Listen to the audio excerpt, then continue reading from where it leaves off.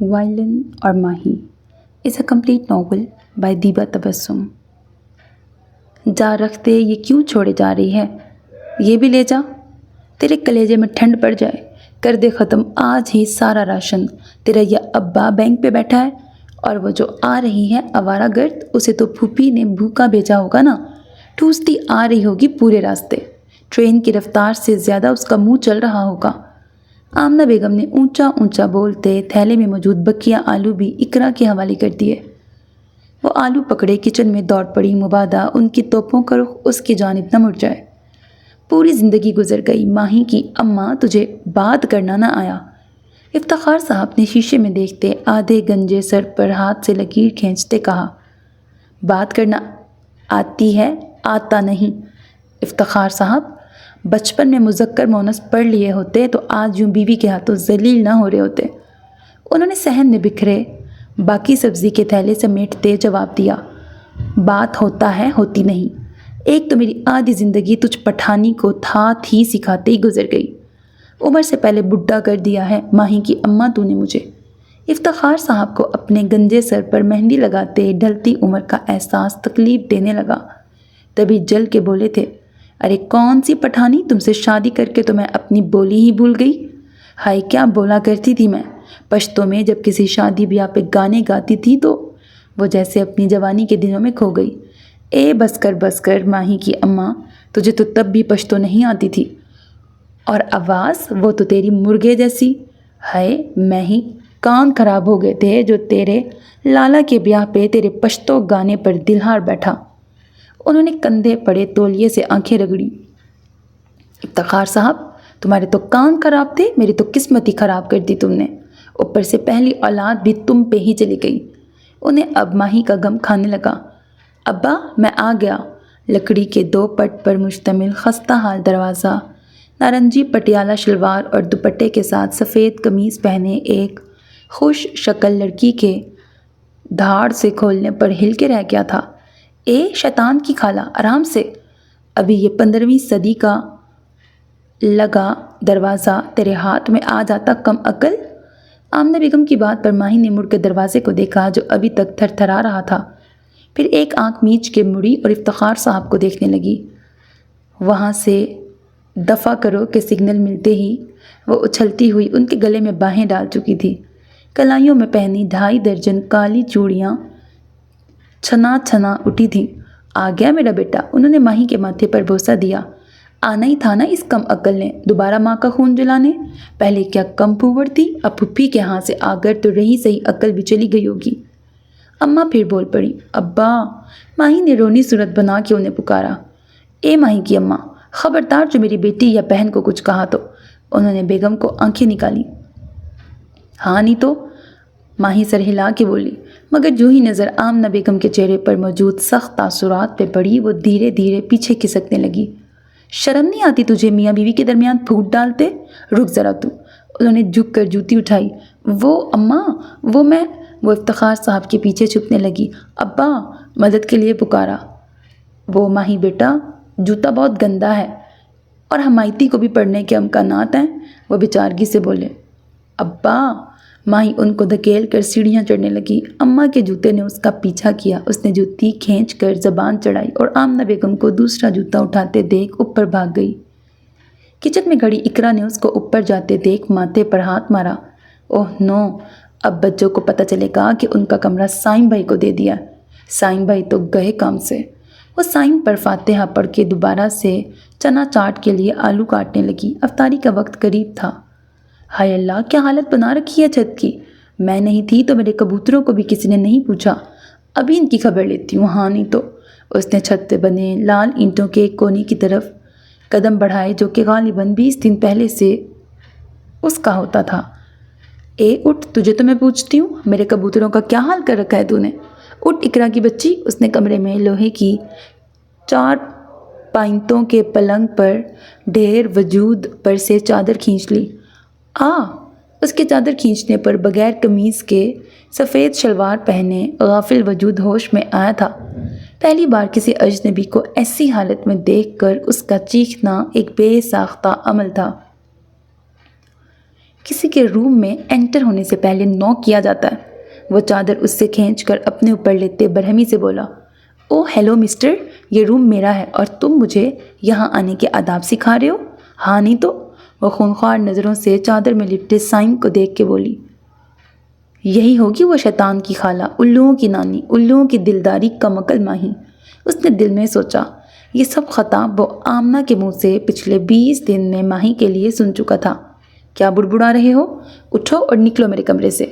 नीते तेरियां हड्डियां दा पुरता बना देना मैं, ब्रैकेट नहीं तो तुम्हारी हड्डियों का बुरता बना देना है मैंने। हमेशा की तरह वो गुस्से में उर्दू से पंजाबी पर शिफ्ट हो चुकी थी। जी? उसकी बातों पर कान लपेटे लेटा साइम पंजाबी में कहा गया जुमला ना समझ सका था, तभी उठकर हैरानी से उसे देखने लगा। उसके उठने से चादर ढलक चुकी थी। उफ! माही ने उसकी जानिब से रुख मोड़ लिया। कमीज़ उठाओ अपनी और निकलो मेरे कमरे से। हाँ, आया बड़ा सलमान खान। माही मुंह मोड़े ही तड़क के बोली थी, तुम चली जाओ कमरे से, आई बड़ी हीरोइन बनने। वो भी जवाबन उसी के अंदाज में बोलता कमीज़ पहनने लगा। निकलो अब। माही ने बाहर की जानिब इशारा किया। वो इतनी इज्जत अफजाई पर उसे घूरता, अपने जूते पाँव में फंसाता कमरे से निकल गया।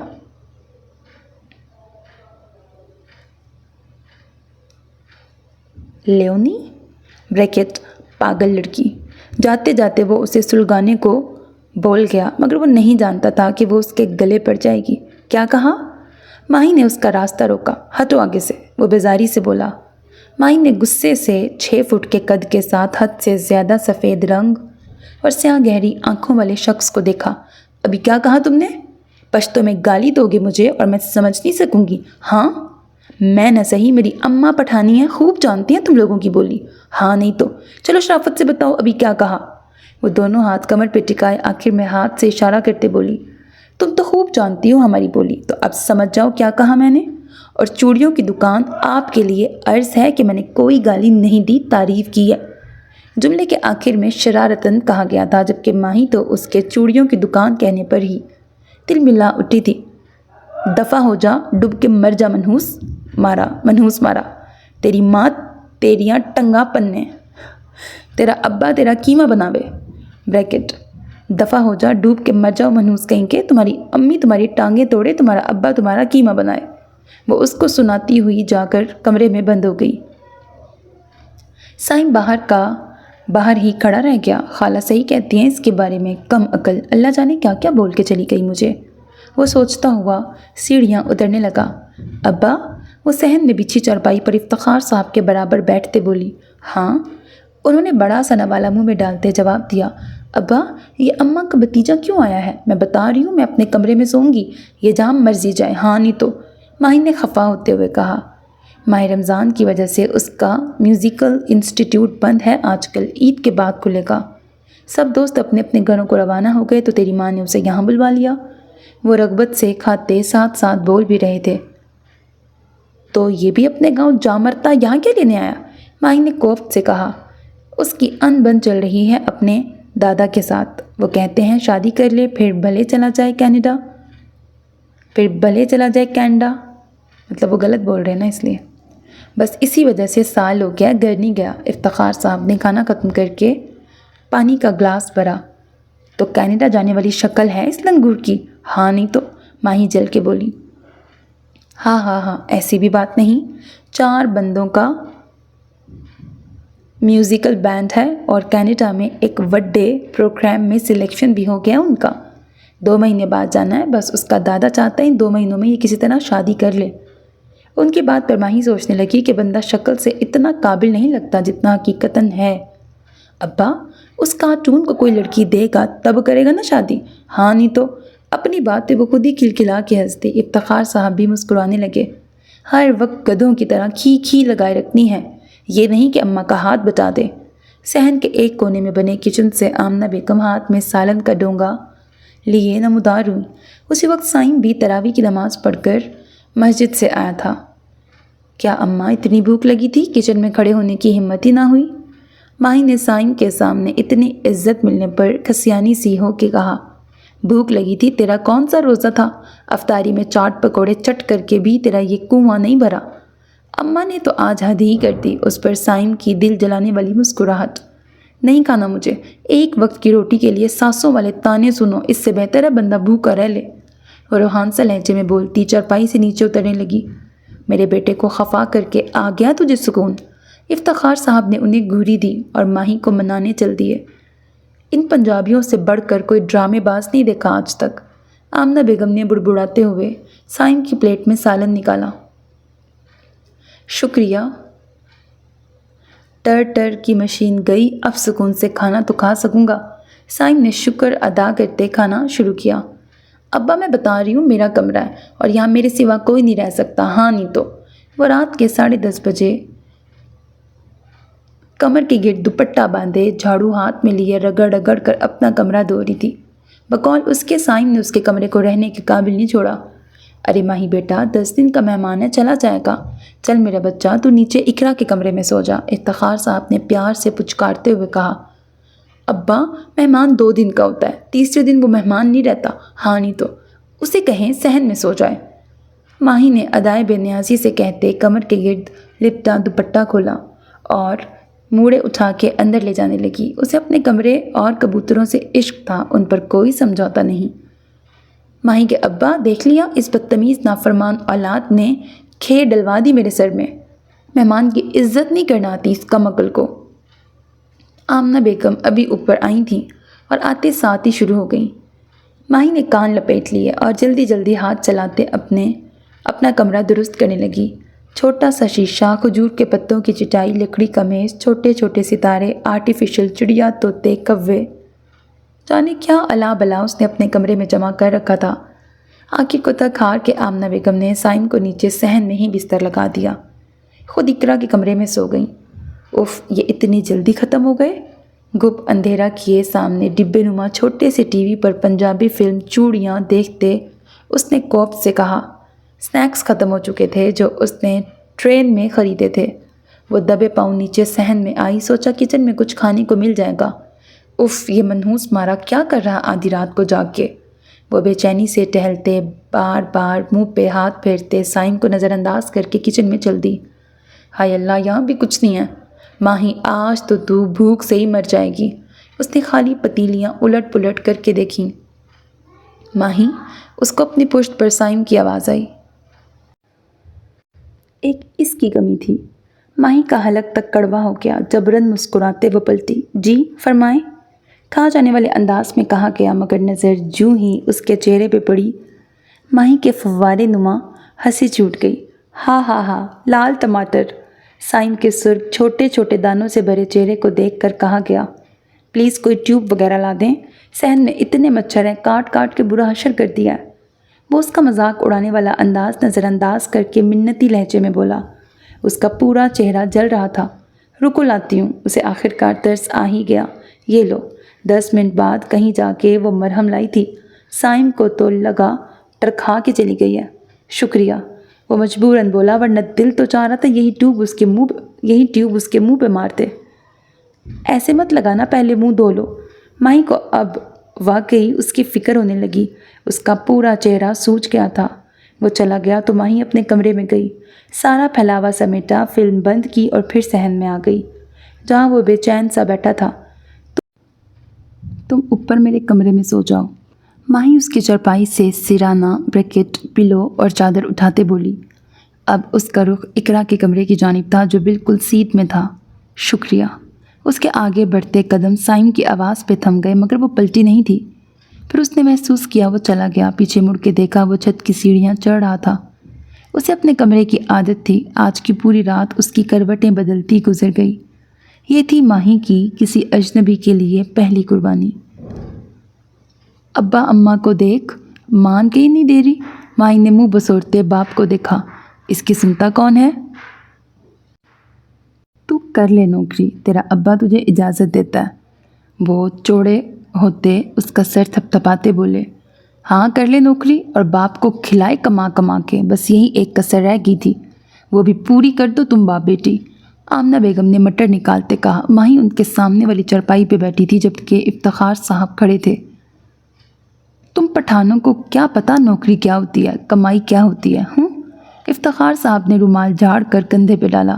ہم پٹھان ہیں اور پٹھان بہت غیرت مند ہوتے ہیں۔ کچرا اٹھا لیں گے، موچی بن جائیں گے، ریڑھی لگا لیں گے، دودھ بیچ لیں گے، مگر بیٹی کی کمائی نہیں کھائیں گے۔ اماں بھی کسی صحافی کی طرح بولی تھی، تم لوگ بس ریڑیاں لگا سکتے ہو، دودھ بیچ سکتے ہو، میری بیٹی تو افسر نہیں بنے گی۔ افتخار صاحب نے گردن اکڑا کے کہا، ہاں بنے گی، 12ویں فیل بنے گی، افسر نہیں۔ اماں بھی کہاں ہار ماننے والی تھیں، نہیں تجھے کیا تکلیف ہے میری دھی سے؟ ابا کو ان کا انداز سخت گراں گزرا تھا، اس نکمی کو مل ہی نہ جائے کوئی نوکری۔ انہوں نے بات سمیٹتے مٹروں کی ٹوکری اٹھائی اور کچن میں چل دی۔ ابا، ماہی نے رونی صورت بناتے کہا، ضرور ملے گی نوکری میری دھی کو، میں ابھی پتہ کرواتا ہوں۔ افتخار صاحب اسے تسلیاں دیتے باہر نکل گئے، اپنے کچھ دوستوں اور محلے والوں سے کسی لڑکی کے لیے مناسب نوکری کی تلاش میں۔ بہت پتہ کروایا ہے میری بچی، مگر اسکول میں کچی پریپ نرسری جماعت کو پڑھانے کے سوا اور کوئی نوکری نہیں مل سکے گی۔ ابا نے آخر کار اسے حقیقت بتا ہی دی۔ یہ ساری اماں کی بددعاؤں کا نتیجہ ہے، یہی چاہتی تھیں کہ نہ ملے نوکری مجھے۔ ہاں نہیں تو، ماہی نے روتے ہوئے کہا۔ اب بس کر، کیا مگرمچھ کی طرح آنسو بہا رہی ہے؟ اماں نے اسے ٹوکا۔ کیا ہوا، خیریت؟ سائم نے بھی خالہ کے برابر نشست سنبھالتے ماہی کے آنسوؤں کی وجہ دریافت کی۔ جہاں یہ شیطان کی خالہ ہو وہاں سکون کہاں، آمنہ بیگم نے جواب دیا۔ ماہی پیر پٹکتی چلی گئی۔ سائم نے سوالیہ نظروں سے خالو کو دیکھا۔ بیٹا، نوکری کا چاہ چڑھا ہوا ہے میری دھی کو، مگر اسکول کے علاوہ کہیں اور نوکری نہیں مل رہی، اور اسکول کے کچی جماعت کے بچوں کو یہ پڑھانا نہیں چاہتی۔ افتخار صاحب نے تفصیلاً بتایا۔ صدا کی کاہل اور سست ہے، محنت والا کام کہاں ہوتا ہے اس سے؟ اماں پھر بولی تو افتخار صاحب نے گھور کے دیکھا۔ ارے خالو، آپ پریشان نہ ہو، میں کچھ کرتا ہوں۔ ماہی کو اگر ٹائپنگ اور مائکروسافٹ آفس پہ کام کرنا آتا ہے تو یہ ہمارا انسٹیٹیوٹ جوائن کر سکتی ہے۔ سائم نے کھلے دل سے آفر کی۔ آخر کو وہ 3 راتوں سے ماہی کا کمرہ اس کی موجودگی میں استعمال کر رہا تھا، کچھ تو اس کا بھی فرض تھا۔ نہ سائم بیٹا، نہ، تم تو رہنے دو، یہ نیکی کرنے کو جانتا نہیں ہے، تو اس شیطان کی خالہ کو ستیہ ناس مار دے گی تیرے آفس کا۔ آمنہ بیگم بے ساختہ بول اٹھیں۔ خالہ کچھ نہیں کرتی وہ، سائم نے ہنستے ہوئے کہا۔ وہی تو کہہ رہی ہوں، کچھ بھی نہیں کرتی وہ۔ انہوں نے اپنا سر پیٹ لیا۔ وہ سب عشاء کی نماز بما تراویح پڑھ کر صحن میں بچھی چارپائیوں پر براجمان گرما گرم ماہی کے ہاتھوں کی بنی چائے کے مزے لے رہے تھے۔ اس میں کوئی شک نہیں کہ وہ چائے بہت زبردست بناتی ہے۔ ماہی، سائم کو بتا دے تجھے کیا کیا آتا ہے، اگر ممکن ہوا تو یہ تجھے اپنے دفتر میں نوکری دے دے گا۔ افتخار صاحب نے بات کا آغاز کیا۔ سچی ابا؟ وہ سائم کو نظر انداز کرتی پرجوش انداز میں بولی۔ پہلے آپ کا ٹیسٹ ہوگا، پھر سلیکشن، سائم نے کہہ کر چائے کی پیالی ہونٹوں سے لگائی۔ ماہی نے اس کی آنکھوں میں ناچتی شرارت صاف دیکھی تھی۔ ہاں، پاس کر لوں گی میں ٹیسٹ۔ بریکٹ، شکل دیکھی ہے، ہیری پوٹر کا پارٹ 2 آیا بڑا مجھ سے ٹیسٹ لینے۔ بیٹا، تجھے نانی نے یاد کرا دی تو میرا نام بھی ماہی نہیں۔ ہاں نہیں تو۔ اپنے نادر خیالات پر وہ خود ہی مسکرا دی۔ حالانکہ FSC میں آپ فیل ہو گئی تھیں۔ سائم نے اس کی دکھتی رگ پہ ہاتھ رکھا۔ او ہیلو، کوئی فیل شیل نہیں ہوئی تھی میں، اچھا خاصا فزکس کا پرچہ کیا تھا، مگر منحوس چکر کا اپنی بیوی سے پھڈا ہوا ہوگا، جس کا غصہ اس نے میرے نمبر کاٹ کے نکالا۔ ڈوب مرے کتھے وہ منحوس مارا، اللہ پوچھے اس کمینے نو۔ بریکٹ، ڈوب مرے کہیں وہ منحوس، اللہ پوچھے اس کمینے کو۔ وہ بولتے بولتے ایک بار پھر پنجابی پر آ چکی تھی۔ ماہی، دفع ہو تو کہیں جا کے، استاد کو گالیاں دے رہی ہے۔ اماں کا جوتا اس کے سر کے اوپر سے گرتا صحن کے آخر میں لگی موٹر میں اٹک گیا۔ لو کر لو گل، ایک ہی جُتی تھی اماں تیرے پاس مارنے کو، وہ بھی گئی۔ وہ ڈھیٹوں کی طرح بیٹھی رہی۔ رک، ایک اور بھی ہے۔ دوسرا جوتا سیدھا ماہی کے کندھے پہ لگا۔ ابا، اس کی تیکھی آواز میں چیخنے پر سائم نے کانوں میں انگلیاں ٹھوس لیں۔ ماہی کی اماں، کسی کے سامنے تو میری دھی کی عزت رکھ لیا کرو۔ افتخار صاحب سائم کے سامنے ہی شروع ہو گئے۔ مت بولو مجھے ماہی کی اماں، اس موٹی عقل کی اماں نہیں ہوں میں۔ آمنہ بیگم بھی دو بدو بولی۔ لگتی بھی نہیں ہے۔ ہاں نہیں تو، ستیلی ہوں میں، کچرے کے ڈھیر سے اٹھایا تھا، آج پتہ چل گیا مجھے۔ ماہی بھی مگرمچھ کے آنسو بہاتی چھوٹی سی ناک کو بار بار شہادت کی انگلی سے رگڑتی بول رہی تھی۔ رک، تیری زبان ایسے بند نہیں ہوگی، رک جا تو۔ آمنہ بیگم نے ادھر ادھر جوتے کی تلاش میں نظر دوڑائی۔ اپنے دونوں جوتے وہ مار چکی تھی۔ سائم کی کھیڑی نظر آئی، وہی اٹھا لی۔ ارے خالہ، سائم نے جب اپنی نئی نویلی کھیڑی ان کے ہاتھ میں دیکھی تو دہل کے رہ گیا۔ خالہ، اسے رکھ دو، سائم نے ان کے ہاتھ سے اپنی جوتی واپس لے لی۔ اسے ماہی سے زیادہ اپنی کھیڑی کی فکر تھی۔ جا ماہی، تو جا کے تیاری کر، کل سائم تیرا امتحان لے گا، جا میرا بچہ۔ ابا نے اسے جانے کا کہہ دیا۔ وہ بھی فوراً اپنی نشست چھوڑ چکی تھی۔ اب اس کی فارمیٹنگ کر کے دکھائیں۔ سائم نے زچ آ کے کہا۔ پچھلے 1 گھنٹے میں اس نے 2 کالمز ٹائپ کیے تھے۔ کس کی؟ اس کی؟ ماہی نے کمپیوٹر کی اسکرین پر لکھی 2 لائنز کو دیکھ کے کہا۔ واٹ؟ Only 2 lines?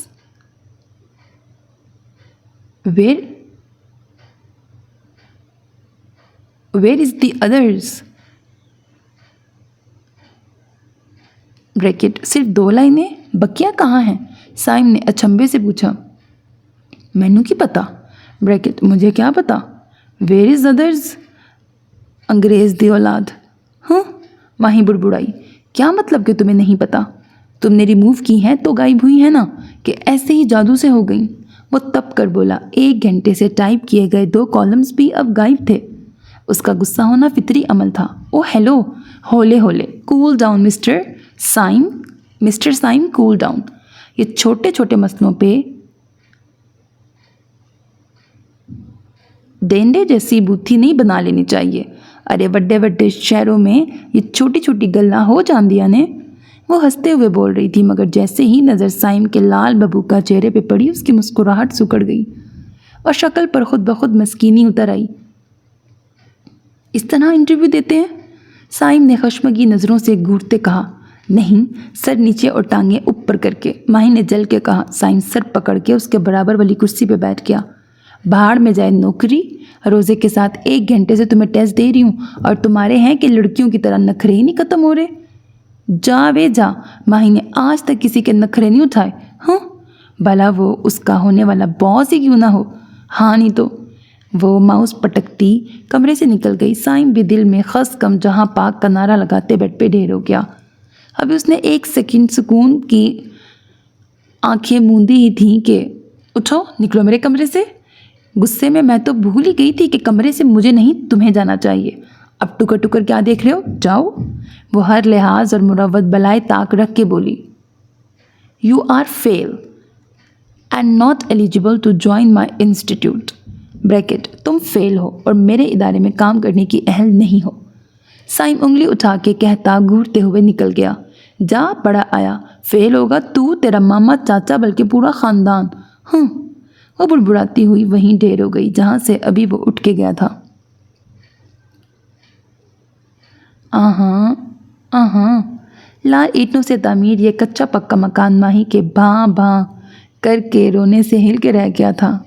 گلی کے آخری سرے پہ کھڑے بندے کو بھی پتہ چل رہا تھا کہ ماہی رو رہی ہے۔ بچوں، اپنا یہ ریڈیو بند کر لو، بس چیخے جا رہی ہو، ایک آنسو نہیں نکلا ابھی تک۔ اقرا نے دسترخوان پر افطاری کے لوازمات لگاتے کہا۔ بکواس بند کرو تم، کوئی نہیں چاہتا یہاں کہ میں افسر نہیں بنوں۔ ماہی نے ناک رگڑتے کہا۔ کیا ہوا میرے بیٹے کو، کیوں رو رہا ہے؟ اسی اثنا میں افتخار صاحب اور سائم بھی صحن میں بچھی چٹائی پہ آ بیٹھے، جہاں پہلے سے بیٹھی ماہی رونے کا شغل فرما رہی تھی۔ ابا، اماں کے بھتیجے نے مجھے نوکری دینے سے انکار کر دیا ہے۔ آنسوؤں کی دھند کے باعث اسے سامنے بیٹھا سائم نہ نظر آیا۔ ایسا ہے سائم بیٹا؟ افتخار صاحب نے مسکراتے ہوئے ہونٹ بھینچے بیٹھے سائم سے دریافت کیا۔ ابا، 101% ایسا ہی ہے، ماہی فٹ بولی۔ سائم کو دیکھ کر بھی اس نے شکایت لگانے کا ارادہ ملتوی نہ کیا تھا۔ انکل، ایکچولی یہ سیریس ہی نہیں ہے، مانا انہیں کام نہیں آتا مگر یہ سیکھ تو سکتی ہیں نا۔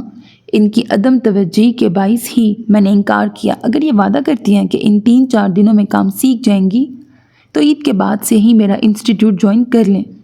اس نے انتہائی مہذب انداز میں بات کی۔ ماہی تو اس کے اتنی عزت سے آپ جناب کرنے پر ہی بل کھا کے رہ گئی۔ گنا میسنا، ماہی نے دل میں اسے کوسا تھا۔ سائم بیٹا، میں نے تو پہلے ہی کہا تھا، اس نالائق پھوڑ سے کچھ نہیں ہونے والا، تیرا بھی وقت برباد کرے گی۔ ارے شیطان کی خالہ ہے، تیرے دفتر کا ستیہ ناس مار دے گی، ابھی بھی وقت ہے، سوچ لے۔ آمنہ بیگم نے کچن سے ہی اونچا اونچا بولنا شروع کر دیا۔ افتخار صاحب نے پہلو بدلا۔ سائم نے دل جلانے والی مسکراہٹ ماہی کی طرف اچھالی، جسے اس نے کیچ کر کے کچرے میں پھینک دیا۔ کوئی بات نہیں خالہ، آپ اتنی اچھی ہیں، آپ لوگوں نے اتنا خیال رکھا پورا مہینہ۔ میرا کچھ تو میرا بھی فرض بنتا ہے نا، وہ بھی جواباً چلا کے بولا تھا۔ ایک اس کی بکواس بند نہیں ہو رہی، اوپر سے یہ مولوی اذان نہیں دے رہا، یا اللہ رحم فرما۔ ماہی نے پکوڑوں سے بھری پلیٹ میں ٹرے سے 2 اور پکوڑے اٹھاتے سوچا، رکھ، واپس رکھ، تیرے ابا نے لینے ہیں۔ سائم کی بھی پلیٹ کھا لی، اور تو ہے کہ اپنی پلیٹ میں ٹھوسے جا رہی ہے۔ اماں نے اس کے ہاتھ پہ چمٹا مارا۔ ماہی نے بلبلا کے پکوڑے رکھ دیے۔ کوئی بات نہیں خالہ، لے لینے دیں، بیچاری نے اتنے دنوں بعد روزہ رکھا ہے۔ سائم نے آگ میں گھی ڈالا۔ ماہی نے کچھ کہنے کو منہ کھولا ہی تھا کہ اللہ اکبر کی صدائیں بلند ہو گئیں۔ کھلے منہ سے کچھ باہر تو نہ نکلا، مگر کھجور فوراً اندر گئی تھی۔ آمنہ بیگم نے اس کے بے صبرے پن پہ گھوری دی۔ سائم بھی مسکرا دیا، مگر ماہی اپنی پلیٹ پہ ٹوٹ چکی تھی۔ ادھر کلک کریں۔ ماہی نے اچھے شاگردوں کی طرح اس کا کہا مانا۔ چلیں اب یہاں پر ایرو لگائیں۔ سائم نے پھر ہدایت دی۔ کیسے لگاؤں؟ ماہی نے ہونک پن کا مظاہرہ کیا۔ ہاتھ سے، وہ چڑ کے بولا۔ ہاتھ سے کیسے؟ معصومیت کے اگلے پچھلے تمام ریکارڈ توڑ کر سوال داغا۔ اے میرے خدا، کہاں پھنس گیا؟ سائم رو دینے کو تھا۔ بتائیں نا۔ آج وہ اچھی شاگرد بننے کی ہر ممکن کوشش کر رہی تھی۔ یہاں سے سمبل انسرٹ کرو۔ وہ کمپیوٹر کے آگے کرسی پہ بیٹھی تھی۔ سائم بھی اس کے ساتھ والی کرسی پہ براجمان اسے ورڈ پر کام کرنا سکھا رہا تھا۔ یہاں سے؟ ماہی نے اس کی بتائی ہوئی جگہ پر کرسر گھماتے کہا۔ نہیں، چھت پہ۔ کب سے بکواس کر رہا ہوں، یہاں سے پھر پوچھ رہی ہو کہاں سے؟ سائم غصے سے بولا۔ مجھے بکواس سمجھ نہیں آتی، ماہی نے تڑک کے کہا، حالانکہ ہر وقت کرتی تو رہتی ہو۔ وہ بھی دو بدو بولا تھا۔ میں جو مرضی کروں، تم کون ہوتے ہو بولنے والے؟ ماہی کا میٹر گھوم چکا تھا۔ تمہارا ہونے والا باس۔ سائم نے دونوں ہاتھوں کی انگلیاں ایک دوسرے میں پھنسا کے ان پر سر رکھتے کرسی کی پشت سے ٹیک لگائی۔ اللہ پوچھے تمہیں، ماہی نے دل ملا کے کہتے دوبارہ کام جاری کیا۔ اللہ تو سب سے پوچھے گا، اور جو تم نے اتنے روزے چھوڑے ہیں تم سے تو سب سے زیادہ پوچھے گا۔ سائم نے ہنستے ہوئے اس کے کوفت زدہ چہرے کو نظروں کی گرفت میں لیتے کہا، ماہی دفع کرنے دے سے بک بک، تو اپنا کام کر، ابھی بس نوکری چاہیے، بعد میں گن گن کے بدلے لوں گی۔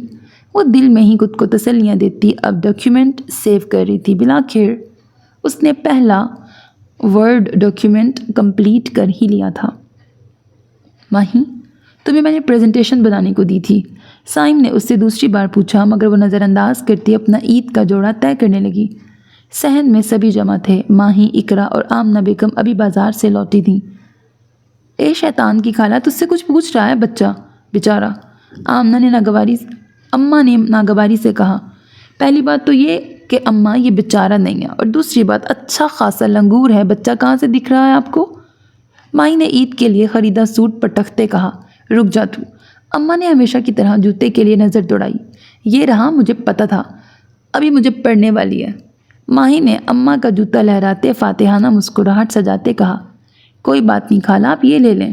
سائم نے ماہی کی نئی سینڈل ڈبے سے نکالتے کہا۔ اماں نہیں، ٹوٹ جائے گی۔ نہیں اماں، ماہی نے منت کرتے کہا۔ اب نہ وہ بھاگ سکتی تھی، نہ آگے بڑھ کر ان سے سینڈل پکڑ سکتی تھی۔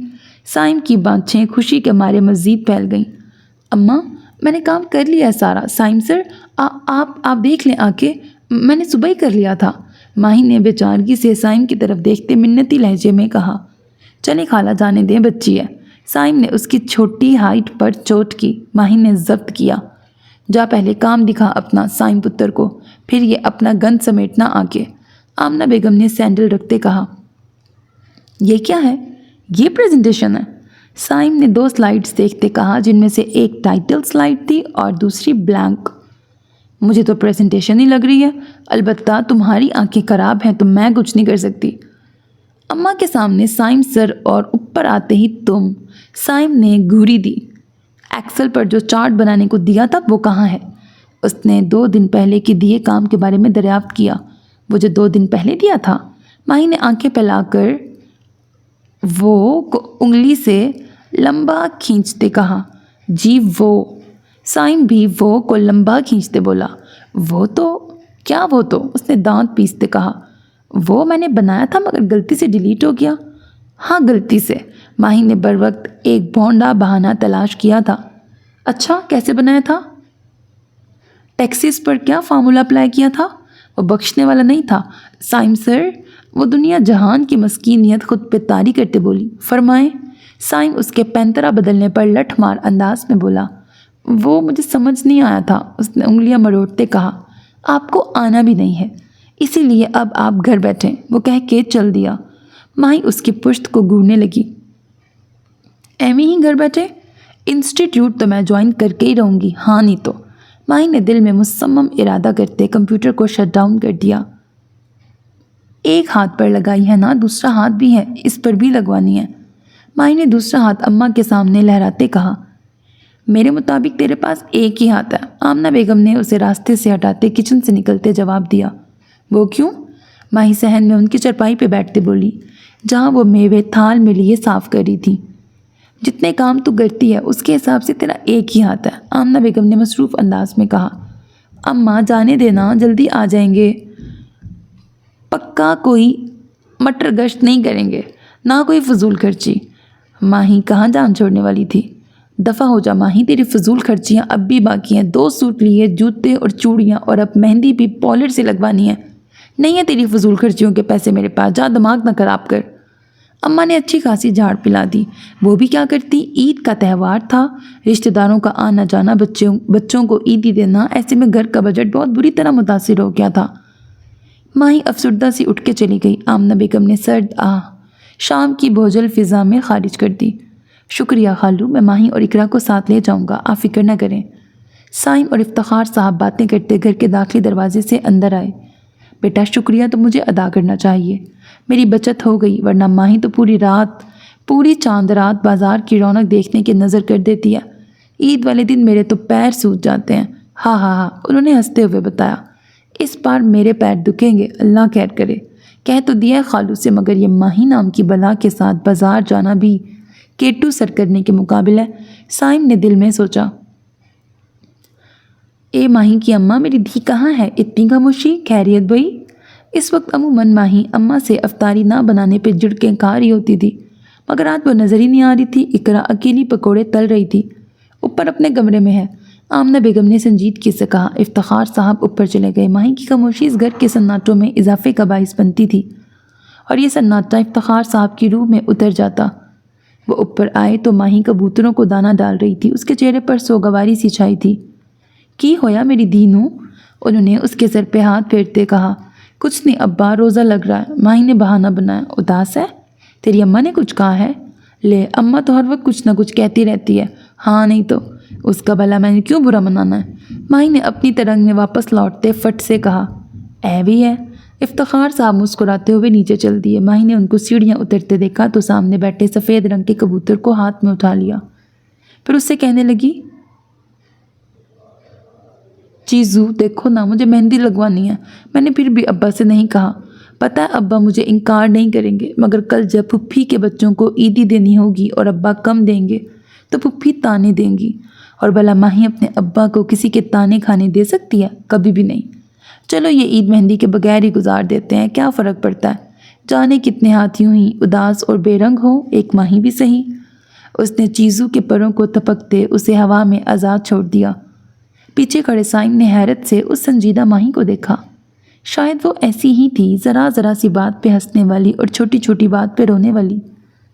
سائم خاموشی سے واپس پلٹ گیا۔ یا اللہ، بس کل عید ہو جائے۔ رویت حلال کمیٹی چاند کی تلاش میں بیٹھ چکی تھی اور ماہی زور و شور سے دعا میں مشغول تھی۔ خالو، ماہی اور اقرا کو بول دیں چلنے کو، عید کی نوید تو ابھی تک سننے کو نہیں ملی، جانے اور کتنا وقت لگے۔ سائم نے ٹی وی پر نظر جمائے بیٹھے افتخار صاحب سے کہا۔ ہاں ہاں ماہی اور اقرا چلو، سائم کے ساتھ بازار تک ہو آؤ، اسے گھر والوں کے لیے کچھ تحفے تحائف لینے ہیں۔ افتخار صاحب کے کہنے پر اقرا جھٹ اٹھ بیٹھی، البتہ ماہی ٹس سے مس نہ ہوئی۔ اے ماہی، تیرے ابا کچھ کہہ رہے ہیں، آمنہ بیگم نے چاٹ کھاتی ماہی سے کہا۔ اسے اگر غصہ ہوتا تھا تو وہ دگنا کھاتی تھی۔ میں نے نہیں جانا، صاف انکار۔ تیرے تو اچھے بھی جائیں گے، اٹھتی ہے کہ میں جوتا اٹھاؤں؟ آمنہ بیگم کی دھمکی پر بھی وہ نہ اٹھی تھی۔ خالہ چھوڑیں، میں اور اقرا ہی چلے جاتے ہیں، باہر بہت رونق ہے، بازار سجے پڑے ہیں۔ سائم نے آخری بات کنکھیوں سے ماہی کو دیکھتے کہی۔ اگر آپ اتنا کہہ ہی رہے ہیں تو میں چلی جاتی ہوں، ماہی نے احسان کرتے کہا۔ سائم کے ہونٹوں پر دل فریب مسکراہٹ رینگی۔ بڑے بازاروں اور مارکیٹوں کا کیا کہنا تھا، یہاں تو گلیوں تک میں پیر رکھنے کی جگہ نہیں تھی۔ لگتا تھا پورا شہر آج ہی بازاروں میں نکل آیا ہے۔ جگہ جگہ لگے سٹالز، مہندی کے لیے سجے ٹینٹ رونق دیکھنے سے تعلق رکھتی تھی۔ سائم گھر والوں کے لیے تو تحائف لے کر بھجوا بھی چکا تھا۔ اصل مقصد اس کا خالہ خالو اور ان دونوں کے لیے عید کے تحائف لینا تھا۔ اس کی والدہ ماشطہ کا آرڈر تھا، تبھی وہ ان کے ساتھ ایک مشہور بازار میں کھڑا تھا۔ تم لوگوں نے مہندی لگوانی ہے؟ پارلر کے باہر مہندی کے لیے سجے خیموں کے پاس آ کے سائم نے کہا۔ میں نے تو لگوا لی، اقرا نے اپنے ہاتھ پھیلا کے دکھائے جن کے دونوں طرف مہندی لگی تھی اور کمال کی لگی تھی۔ ماہی تم نے؟ اس نے بے نیاز سی کھڑی ماہی سے دریافت کیا۔ نہیں، یک لفظی جواب آیا۔ کیوں نہیں؟ بچوں لگوا لو، آج اماں سے اتنی ضد تو کر رہی تھی۔ اقرا مزید بولتی مگر ماہی کی گھوری پر خاموش ہو گئی۔ سائم بھائی بچوں کو مہندی لگانی آتی ہے، انہوں نے میرے لگا دی، اپنے ایک ہاتھ پر ہی لگائی ہے۔ بہت پسند ہے بچوں کو مہندی، ایم ہی بول رہی ہیں، آپ لگوا دیں ان کو۔ اقرا ماہی کو چھوڑ کر سائم سے ہی شروع ہو گئی۔ ماہی نے ایک زوردار چٹکی اس کی بازو پہ کاٹی۔ اقرا بلبلا کے رہ گئی۔ چلو تمہاری بچوں کو مہندی لگواتے ہیں، سائم نے مسکراتے ہوئے کہا۔ اقرا اسے پکڑ کے لاؤ۔ ماہی کو آگے بڑھتے دیکھ کر سائم بولا۔ اقرا بھلا اچھا لگتا ہے میں اس کارٹون کے پیسوں کی مہندی لگواؤں؟ ماما لگتا ہے میرا، فضول میں۔ ہاں نہیں تو، ماہی بڑبڑائی۔ کیا پتہ مستقبل میں کچھ لگ ہی جائے۔ اقرا نے آنکھ ماری، ساتھ ہی اسے گھسیٹتے ہوئے لے آئی۔ ماہی، سائم نے ہاتھ کے اشارے سے اسے پاس بلایا جہاں وہ ایک پینٹ شرٹ میں ملبوس پارلر ورکر کے پاس کھڑا تھا۔ جی ان کو مہندی لگوانی ہے۔ ماہی کے پاس آ جانے پر وہ بولا تھا۔ جی آئیے میم۔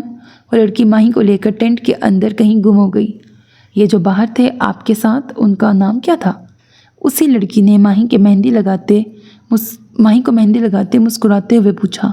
سائم، ماہی نے کڑوا سا منہ بنا کے کہا۔ چلو اب یہ اس لنگور پہ فدا ہو گئی، کوئی حال نہیں آج کل کی لڑکیوں کا۔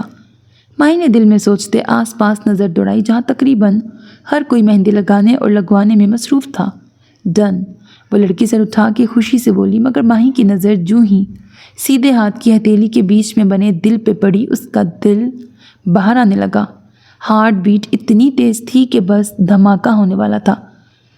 تیرا بیڑا گرک ہو جائے کڑیے، ماہی کھڑے ہوتے ہوئے چلائی۔ جی میم؟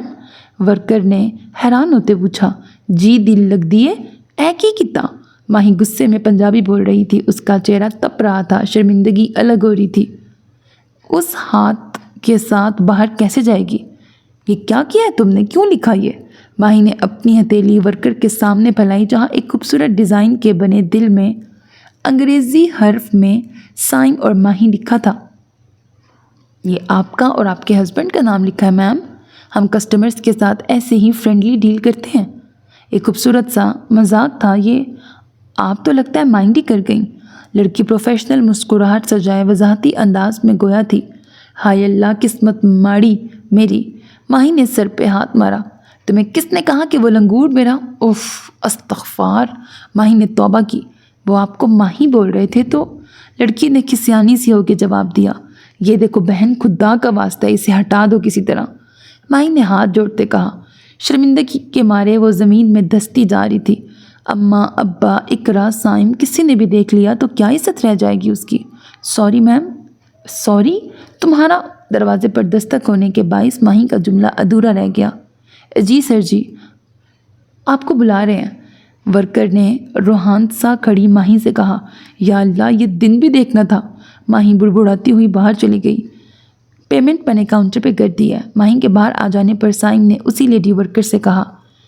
1 روپیہ نہیں دینا اس کو، ماہی غصے سے بولی۔ Please I am sorry ma'am, it's just a misunderstanding, again sorry ma'am, لڑکی ملتجی انداز میں بولی۔ اقرا بھی وہیں چلی آئی۔ سوری کی بچی، ماہی بولتے ہوئے آگے بڑھی۔ اس کا بس نہیں چل رہا تھا، اس کا منہ ہی نوچ لے۔ ماہی، سائم نے اس کا مہندی والا بازو پکڑ کے روکا۔ ہوا کیا ہے؟ سائم نے ورکر سے کہا۔ وہ سر، ورکر نے ماہی کے ہاتھ کی طرف اشارہ کیا۔ دکھاؤ۔ ماہی ہاتھ دکھاؤ، سائم بولا۔ بچوں دکھاؤ تو ہوا کیا ہے؟ اقرا بھی اصرار کرنے لگی۔ ماہی برا پھنس گئی۔ سائم نے ہی اس کا ہاتھ پکڑ کے اونچا کیا۔ دائیں ہاتھ کی سیدھی पुश्त कोहनी से लेकर उंगलियों तक मेहंदी से भरी पड़ी थी। साइम की नज़र अचानक हथेली के दिल पे पड़ी। उसके दिल पर भी जैसे कुछ वजनी सा आ पड़ा था। आंखें फटने के बराबर थीं। उसका दिल बुरी तरह धड़कने लगा। वर्कर अंदर गायब हो गई। इकरा ने मुंह पे हाथ रख लिया। माही ने आंखें मींच लीं।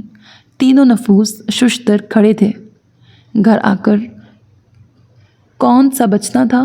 कोई फिल्म ड्रामा होता तो अलग बात थी। यहाँ तो अम्मा अब्बा दोनों ने उसकी मेहंदी देखी और फिर वही सवाल किया। माही ने साथ साथ पूरी आप बीती सुनाई, साथ आंसू भी बहाए। अजीब सी शर्मिंदगी थी। ऊपर से साइम के देखने पर उसकी पलकें भारी होने लगी। हाँ, पगली धी, चल चुप कर जा, कुछ नहीं होता। यहाँ लोग अपने से ही रिश्ते बनाने बैठ जाते हैं। अब कुछ दिनों पहले की बात है, मैं और तेरी फुप्पी बाइक पे सवार घर आ रहे थे कि रास्ते में सिग्नल पे रुके तो लड़का गजरे देने आ गया। भाई साहब, भाभी के लिए ले लें, देखें खुश हो जाएंगी, अल्लाह जोड़ी सलामत रखे। अस्तगफार। बंदा बोले, अबे तुझे कैसे पता कि ये मेरी बीवी है? कि बहन, कोई हाल नहीं लोगों का। उनकी बात पर सब हंसने लगे। माही भी कुछ हल्की फुल्की हो गई। कुछ देर बातों के बाद तमाम नफूस अपनी आराम गाहों में तशरीफ़ ले गए। साइम ने बाजू सर पे रखे आंखें बंद करते सोने की कोशिश की। मेहंदी से सजा हाथ, उसका नाम किसी नाम के साथ एक दिल में कैद था। वो उठ बैठा। मैं पागल हो गया हूँ, क्या सोच रहा हूँ? माही और मैं? इम्पॉसिबल। उसने लाइट जलाई। स्विच बोर्ड वाली दीवार पर माही का आर्टिफिशियल जंगल लटका था। जी हाँ, जंगल। नकली दरख्त, तोते, चिड़िया, शेर। वो मुस्कुराते हुए सबको छू रहा था। एकदम पागल है ये लड़की। वो मुस्कुराया, फिर छोटे से शीशे के सामने पड़े चौक के बने डिब्बे को खोला। बहुत से रंगों की चूड़ियाँ उसकी आंखों के सामने थीं। कितनी चूड़ियाँ पहनती है ये? वो 2-3 चूड़ियों को उंगलियों की पोरों से छूते बुड़बुड़ाया। फिर कमरे से निकलने लगा कि ऊपर लगे छोटे छोटे सितारे दरवाजे के पट खोलने के से छनछना उठे। उसने उन्हें भी छू कर महसूस किया। इस लड़की को शोर कितना पसंद है। तभी खुद भी बोलती रहती है, टर टर की मशीन। अपनी सोच पर हल्के से सर को जुम्बिश देता वो छत पे आ गया जहाँ पिंजरे में कबूतर कैद थे। तुम में से चीज़ू कौन है? वो हल्के से बोला। कोई जवाब ना आने पर मज़ीद कहने लगा, एक्चुअली माही पहचान लेती है, बट ये बहुत मुश्किल काम है। तुम सब एक जैसे हो। चलो छोड़ो, वैसे मैं चीज़ू से कहने आया था कि वो माही से कह दे कि फ़र्क पड़ता है। हज़ारों हाथ उदास और बेरंग सही, मगर माही का हाथ बेरंग और उदास अच्छा नहीं लगेगा। वो तो रंगों में रंगी और शोर मचाती ही अच्छी लगती है। वो कहकर अंदर जाने लगा था जब उसकी नज़र सहन में पड़ी। किचन की लाइट जलती देखकर वो किसी सोच के तहत नीचे चला आया। उसने दबे पाँव बावर्ची खाने की दहलीज पार की। माही की उसकी जानिब पुश्त थी। बेड़ा गर्क हो, तुझे ईद की सवैयाँ नसीब ना हो, तेरे मियाँ से तुझे जूते पड़े, तेरा ईद का सूट जले, तुझे 1 रुपये ईद ना मिले। वो बुड़बुड़ाते बुड़बुड़ाते अचानक छुरी पटक कर पलटी, जिससे अभी वो वॉश बेसिन पर झुकी अपना हाथ खुरच रही थी।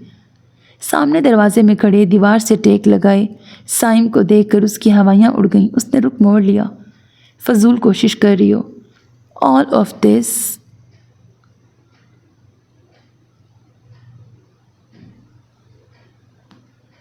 Of this is useless.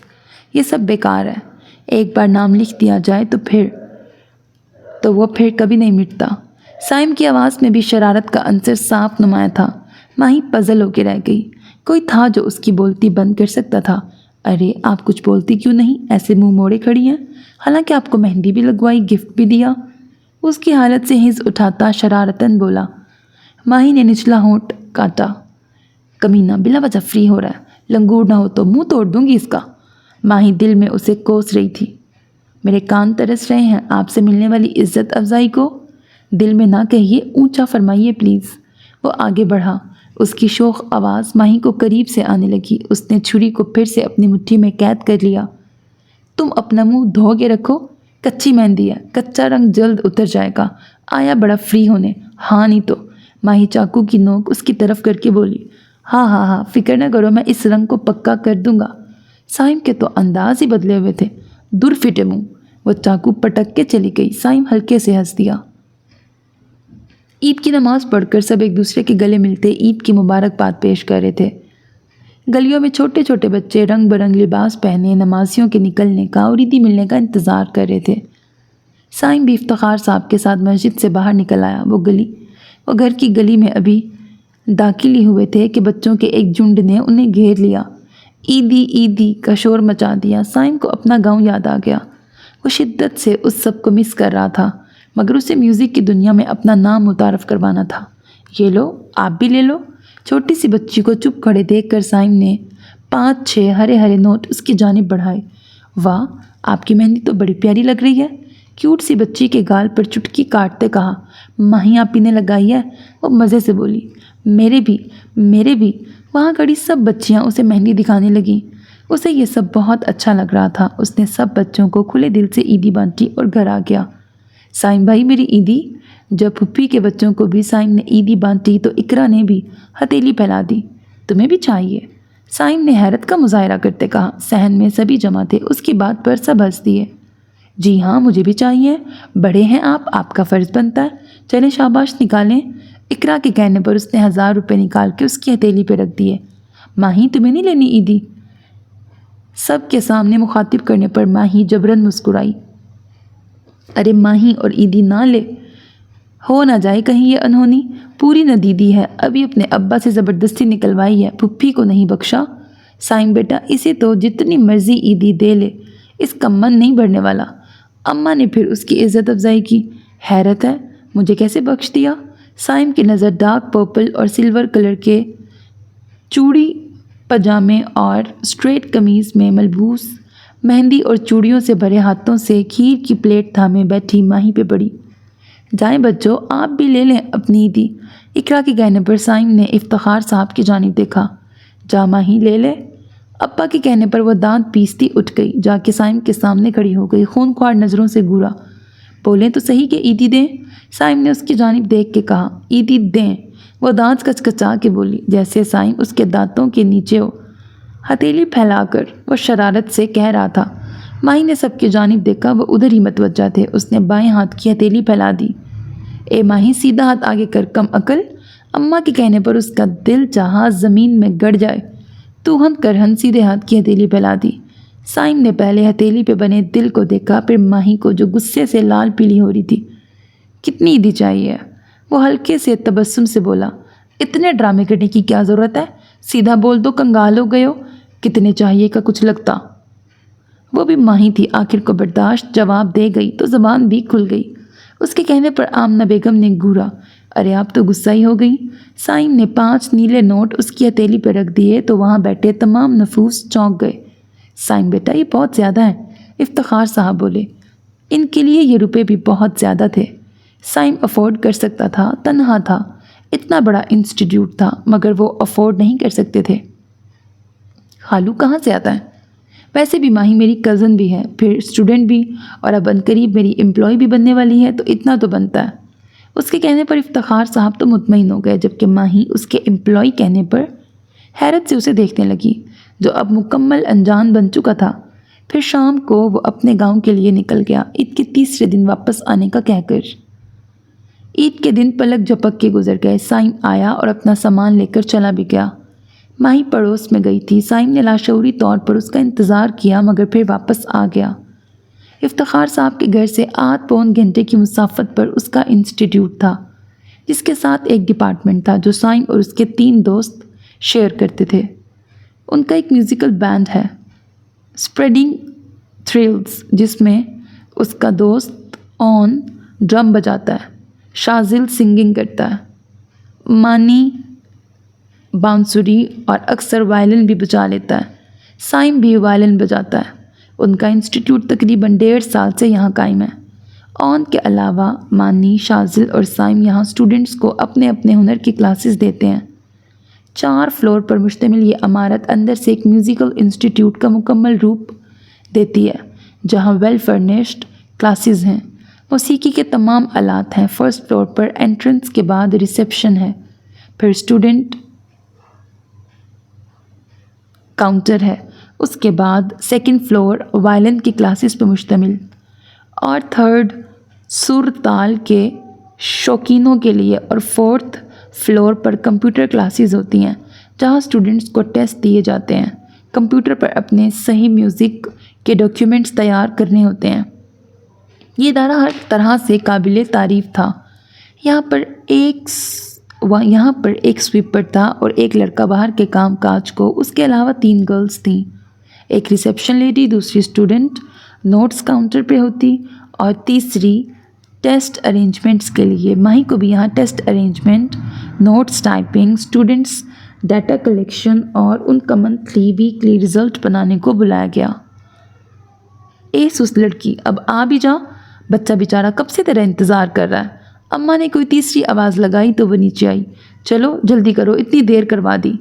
ماہی سائم سے پہلے باہر نکل گئی، جیسے اتنی دیر اس نے کروائی ہو۔ آمنہ بیگم خفیف سی اس کو پیار دینے لگی۔ وہ باہر آ گیا جہاں ماہی ہیلمٹ پہنے اپنی اسکوٹی سٹارٹ کر رہی تھی۔ او مائی گاڈ! سائم نے بے اختیار اپنی بائک کے ہینڈل کو تھام لیا۔ یا اللہ، اب تو ہی میرا محافظ ہے، اس نے آسمان کی طرف ہاتھ بلند کیے کہا۔ چلیں سر جی، ماہی کی چلاتی آواز گونجی تو وہ جھرجھری لے کے رہ گیا۔ اب ماہی کی اسکوٹی اور اس کی بائک ایک دوسرے کی رفتار کا مقابلہ کرتی آگے پیچھے تنگ گلیوں سے نکل کر کھلی سڑکوں پہ آ گئیں۔ اچانک ماہی نے اپنی اسکوٹی روکی اور ہیلمٹ اتارا، پھر اپنا تھیلا نما بیگ لے کے اس کی جانب چلنے لگی جہاں تھوڑی اونچی جگہ پر بے شمار کبوتر بیٹھے تھے۔ سائم بھی ہیلمٹ اتار کر اس کی کارکردگی دیکھنے لگا۔ اس نے بیگ سے شاپر نکالا اور پھر اس میں سے دانے نکال کے کبوتروں کو ڈالنے لگی۔ اس کے آواز لگانے سے اور بھی کبوتر وہاں جمع ہونے لگے۔ میرون پٹیالہ شلوار اور دوپٹے میں، سفید گول دامن، چھوٹی قمیض میں وہ ان کبوتروں کی ہی ساتھی لگ رہی تھی۔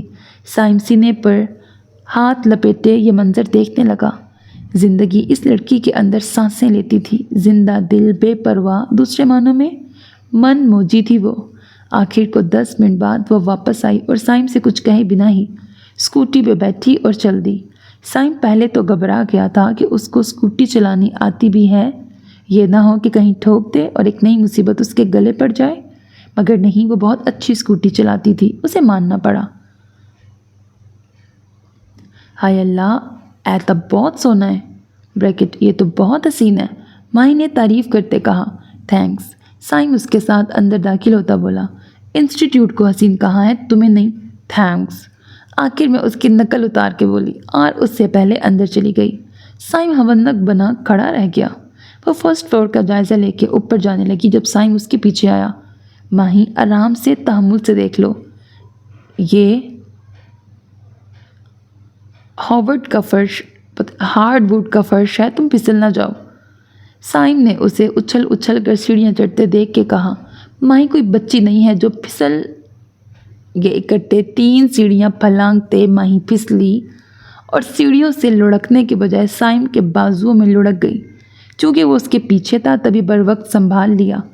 سائم اس کے تاثرات بھی نہ دیکھ سکا، نہ اسٹار پلس کے ڈراموں کی طرح بیک گراؤنڈ میں کوئی میوزک بجا تھا۔ البتہ شازل ٹپک گیا تھا، اس نے گلا کھنکارا۔ ماہی نے سائم کو اتنی زور سے دور دھکیلا بیچارہ گر ہی جاتا جو شازل نہ تھام لیتا۔ سائم نے اسے گھور کے دیکھا۔ ماہی نے مطلق پرواہ نہ کی اور دونوں کو حیران چھوڑ کے 2nd فلور کا جائزہ لینے لگی۔ یہ پٹاخہ ہے تیری کزن، شازل نے ہنس کے کہا۔ ہاں یار، بدقسمتی سے، سائم نے کڑوا بادام نگلا۔ کیا یار، اتنی کیوٹ تو ہے اور سٹائل تو فدا کر دینے والا ہے۔ شازل کی نظریں ماہی پہ جم گئیں جو وہاں پڑے وائلن اٹھا کر دیکھ رہی تھی۔ او ہیلو، کزن ہے میری، اسی لیے احتیاط سے، دوبارہ کہنا نہ پڑے، سائم نے سنجیدگی سے کہا تو شازل ہنس پڑا۔ اوہ ڈوڈ، آئی ایم جسٹ کڈنگ، یار میں مذاق کر رہا ہوں۔ ماہی، اسٹوڈنٹ آنے والے ہیں، تم نے پورے انسٹیٹیوٹ کا معائنہ کر لیا ہوگا، اب فاریہ کے ساتھ لگ جاؤ، یہ تمہیں گائیڈ کر دے گی۔ سائم نے 2nd فلور پہ بنے اسٹاف روم میں ٹانگیں پھیلائے بیٹھی سورج مکھی کے بھنے بیج کھاتی ماہی سے کہا۔ ہائے اللہ، ماہی کام کیسے کر لے، ماہی کو بھوک لگی ہے۔ اس کو اپنی بات کہہ کر جاتا دیکھ ماہی ہڑبڑا کر الٹی سیدھی جوتی پہن کر ہی اس کے پیچھے دوڑی۔ سائم نے پہلے اس کی شکل کو غصے سے تکا، پھر پیروں کو، پھر ماہی کی شکل کو۔ وہ جلدی سے نیچے بیٹھ کر جوتی پھنسانے لگی۔ آتے جاتے اسٹوڈنٹ ایک لڑکی کو سر کے پاؤں میں بیٹھا دیکھ کے حیران ہوتے گزر رہے تھے۔ سائم نے اپنے ہی سر پر غصے میں تھپڑ مارا۔ اب اسے تو کچھ کہنے سے رہا۔ ہاں تو میں کہہ رہی تھی کہ، ماہی اٹھتے ساتھ پھر سے بولنا شروع ہو گئی، تمہاری بھوک میرا مسئلہ نہیں ہے، تم یہاں کام کرنے آئی ہو، آئی سمجھ؟ اب جاؤ اور اپنے کام پہ لگو۔ وہ سختی سے بول کے سیڑھیاں اترنے لگا۔ تیری تو دل چاہ رہا ہے یہی جوتا؟ ماہی نے غصہ پیر سے نکالا اور سیڑھیوں سے نچلی سیڑھیاں اترتے سائم کو دیکھا۔ اس لنگور کے 2.5 من کے سر میں دے ماروں۔ یہ قسمت خراب غصہ ہاتھ سے چھوٹا اور سائم کے سر پہ بجا۔ ہائے اللہ، آج تو گئی ماہی۔ ماہی سیڑھیوں پر ہی دبک کے بیٹھ گئی۔ یہ لڑکی اب نہیں بچے گی۔ سائم کو اب اس کی بچکانہ حرکتوں پہ طیش آنے لگا۔ ویسے بھی وہ کام کے معاملے میں بہت سنجیدہ انسان تھا۔ اس نے غصہ اٹھایا اور سیڑھیاں چڑھنے لگا۔ قدموں کی چاپ قریب آ رہی تھی۔ ماہی نے ایک آنکھ کھول کے سائم کو دیکھا۔ وہ خون خوار تیور لیے اس کی طرف ہی بڑھ رہا تھا۔ ہائے اللہ جی! ماہی دوسرا غصہ ہاتھ میں ہی پکڑ کے اوپر دوڑ پڑی۔ سٹاف روم میں کام کرتی فاریہ کے پیچھے ہو لی۔ سائم اندر آیا۔ اس کے ہاتھ میں اب بھی ماہی کا غصہ تھا۔ فاریہ حیران کھڑی کبھی باس کو تو کبھی اس لڑکی کو دیکھتی جو اسے شانوں سے تھام کر پیچھے چھپ رہی تھی۔ ماہی سامنے آؤ! وہ دھاڑا۔ دیکھیں سائم سر، میں بھی تو روز اماں کے اتنے جوتے کھاتی ہوں، آپ نے میرا ایک جوتا کھا لیا تو کون سی آفت آ گئی؟ ہاں نہیں تو؟ اس نے اپنی بات پر سائم کے چہرے پہ پھیلتے غصے کو دیکھتے بمشکل اپنا ہاں نہیں تو مکمل کیا۔ فاریہ کی ہنسی چھوٹ گئی۔ سائم دونوں کو گھور کر باہر نکل گیا۔ اسٹوڈنٹس اس کا ویٹ کر رہے تھے۔ وہ اپنے وقت سے 10 منٹ لیٹ ہو گیا تھا۔ ہاں شکر۔ اس کے جاتے ہی ماہی نے ہاتھ میں پکڑا جوتا چھوڑا اور ٹھنڈی سانس خارج کرتی کرسی پہ ڈھیر ہو گئی۔ فاریہ ابھی تک ہنس رہی تھی۔ یو آر سو فنی پلس کیوٹ، فاریہ نے اس کے گال کھینچتے کہا۔ فاریہ کہ ماہی کہاں ہے اور ان 2 گھنٹوں میں کیا سیکھا ہے اس نے؟ جلدی بتاؤ۔ سائم کے لہجے میں مالکوں والا روب تھا۔ وہ سر، فاریہ گھبرا گئی۔ آگے بھی کچھ بولیں گی آپ؟ سائم نے سنجیدگی سے کہا۔ سر ماہی کو بھوک لگ رہی تھی، وہ خود ہی باہر نکل گئی۔ فاریہ نے جلدی سے کہا کہ کہیں پھر نہ اٹک جائے۔ اف، ایک تو یہ لڑکی عذاب ہے۔ وہ بڑبڑاتا ہوا نیچے اترنے لگا۔ اپنی بائک سٹارٹ کی اور آس پاس کی دکانوں پر اسے تلاش کرنے لگا۔ بالآخر وہ اسے ایک دکان پر نظر آ ہی گئی۔ انداز سے ہی پتہ چل رہا تھا کہ بحث کر رہی ہے۔ وہ پاس پہنچا تو دیکھا اس کے ہاتھ میں ایک ہاف رول بسکٹ تھا اور وہ دکاندار سے کہہ رہی تھی، میں نے کہہ دیا 17 روپے سے 1 روپے اوپر نہیں دوں گی، ہاں نہیں تو۔ ماہی نے 10 کے نوٹ اور 7 روپے سکوں کی صورت دکاندار کے حوالے کیے۔ باجی میں نے کہا نا آپ سے 20 روپے۔ دکاندار بھی اپنی ضد پہ اڑا تھا اور ماہی بھی۔ سائم کھڑا سلگ رہا تھا۔ 5 منٹ میں اس نے کلاس سٹارٹ کرنی تھی۔ ارے باجی کے لگتے کچھ، سفید بال تمہارے سر پر اور 3 روپے کے لیے بحث کیے جا رہے ہو؟ خدا کا خوف کرو چچا، قبر میں ٹانگیں لٹک رہی ہیں اور کرپشن کر رہے ہو، ماہی نے تڑک کے کہا۔ سائم تل ملا کے رہ گیا۔ اچھا بھائی صاحب یہ لیں۔ سائم نے پیسے دکاندار کو پکڑائے اور اسے بازو سے گھسیٹتا لے جانے لگا۔ او پیسے! وہ پیچھے مڑ کے دکاندار کو دیکھنے لگی جو بتیسی نکال رہا تھا۔ تجھے ہضم نہ ہو گنجے، وہ چلائی۔ باجی اللہ کے واسطے کچھ دے دو۔ سائم نے اسے بائک کے پاس لا کے چھوڑا تو چھوٹا سا بچہ پھٹے کپڑوں میں ملبوس اس کے پاس آ کھڑا ہوا۔ ہائے اللہ باجی صدقے جائے۔ ماہی نے 100 روپے نکال کے اس بچے کے حوالے کیے تو سائم بے ہوش ہوتے ہوتے بچا۔ یا اللہ، یہ لڑکی تو ریاضی کا مشکل ترین سوال بنتی جا رہی ہے۔ ماہی اس بچے کے ہاتھ پکڑ کر نیچے بیٹھ گئی۔ اس سے کچھ بات کر رہی تھی جب سائم نے اسے بازو سے پکڑ کے کھڑا کیا۔ اسکوٹی سنبھالو اپنی، اس سے پہلے کہ میرا دماغ الٹ جائے، سائم غصے سے بولا۔ دماغ ہوگا تو الٹے گا۔ کہا پیتا بھوک لگی ہے، خود ہی بولا تھا تمہارا مسئلہ ہے تو میں اپنا مسئلہ خود حل کر سکتی ہوں، ہاں نہیں تو؟ وہ بھی دو بدو بولی۔ ماہی، سائم دھاڑا۔ اچھا چیخ کیوں رہے ہو؟ جا رہی ہوں۔ ماہی فوراً اپنی اسکوٹی کی جانب بھاگی۔ میں ہمیشہ ہی ایسے کپڑے پہنتی ہوں، آج کچھ ہٹ کے پہنوں گی، آج کچھ ہٹ کے پہنوں تو بات بنے۔ چل اقرا اپنا کالا فراک لے آ، ماہی نے لائٹ پنک کلر کی قمیض پلنگ پہ پھینکتے کہا۔ بس میری نئی فراک پہ نظر تھی، اپنا سوٹ دیا تھا مجھے عید پہ۔ اقرا نے آنکھیں نکالی۔ پیاری بہن نہیں ہے، دے دینا۔ عید پارٹی رکھی سائم نے ہوٹل میں، تیری بچو ان کپڑوں میں جاتی اچھی لگے گی بھلا؟ لاتی ہوں۔ اقرا اس کی ڈرامے بازیاں دیکھ کے باہر نکل گئی۔ سائم اسے پک کرنے آیا۔ بلیک کلر کے فراک میں وہ واقعی ہی منفرد دکھ رہی تھی۔ وہ خود بھی بلیک پینٹ شرٹ میں ملبوس تھا۔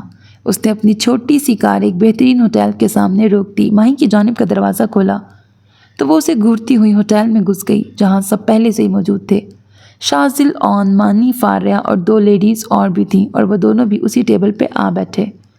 سب خوش گپیوں میں مصروف تھے۔ سب سے زیادہ ماہی کی زبان چل رہی تھی۔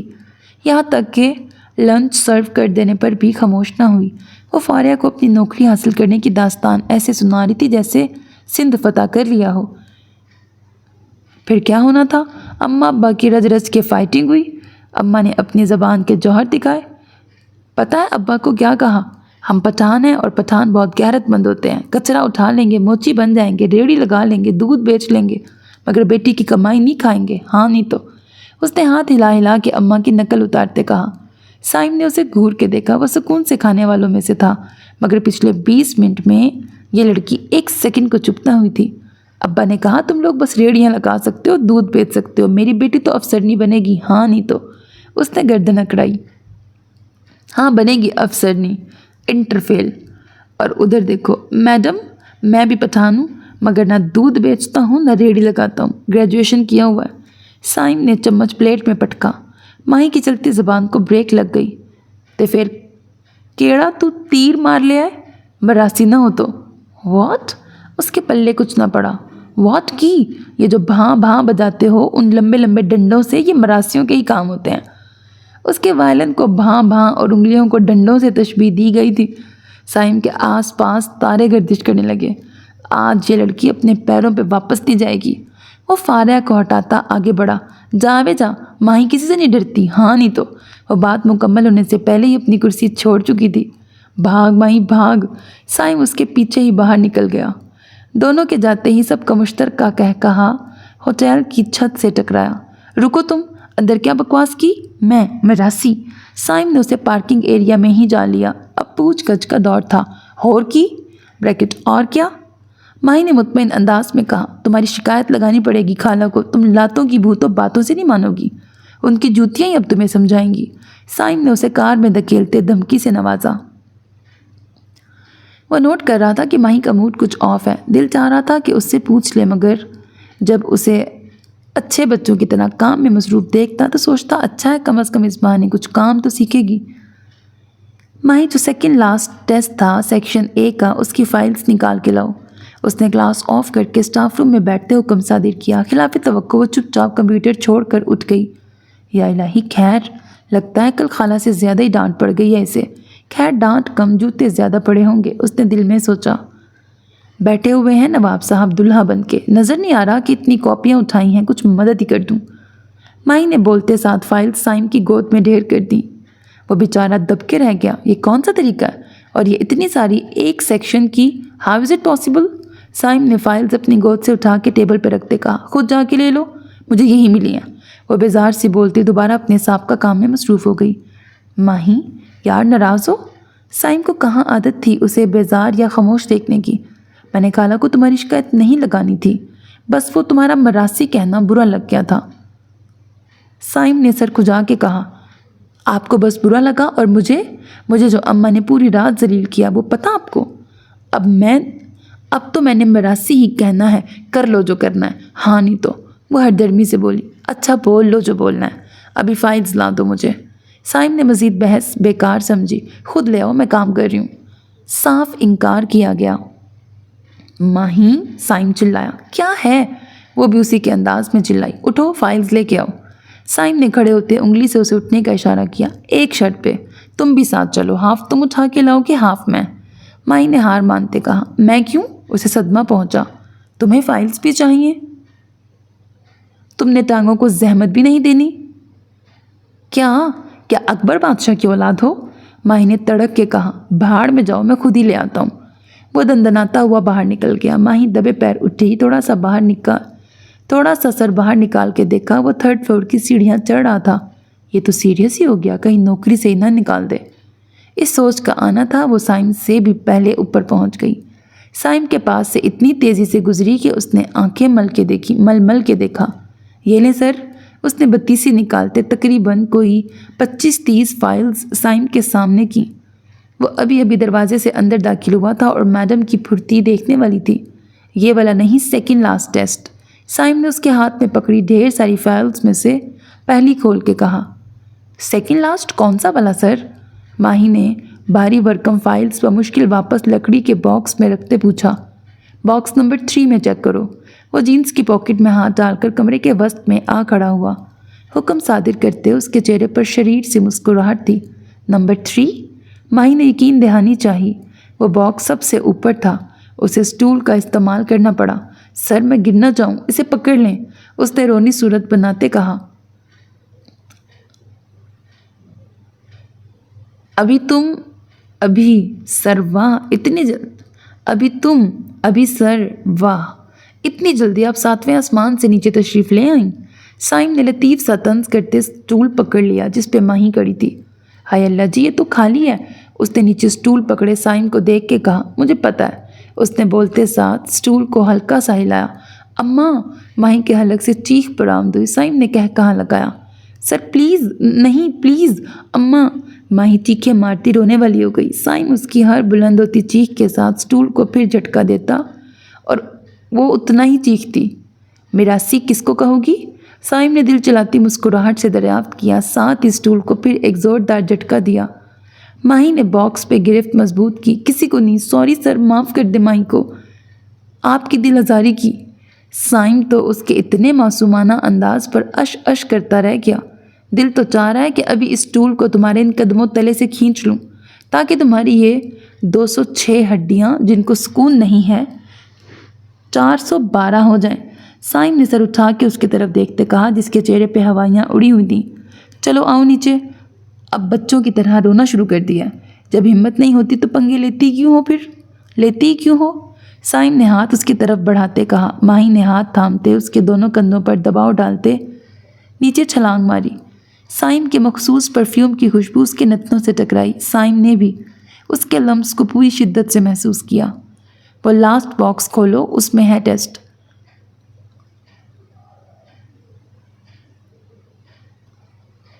माही ने आधी फाइल्स उसको पकड़ाई और बकिया खुद तामती साइम के पीछे ही कमरे से निकल आई।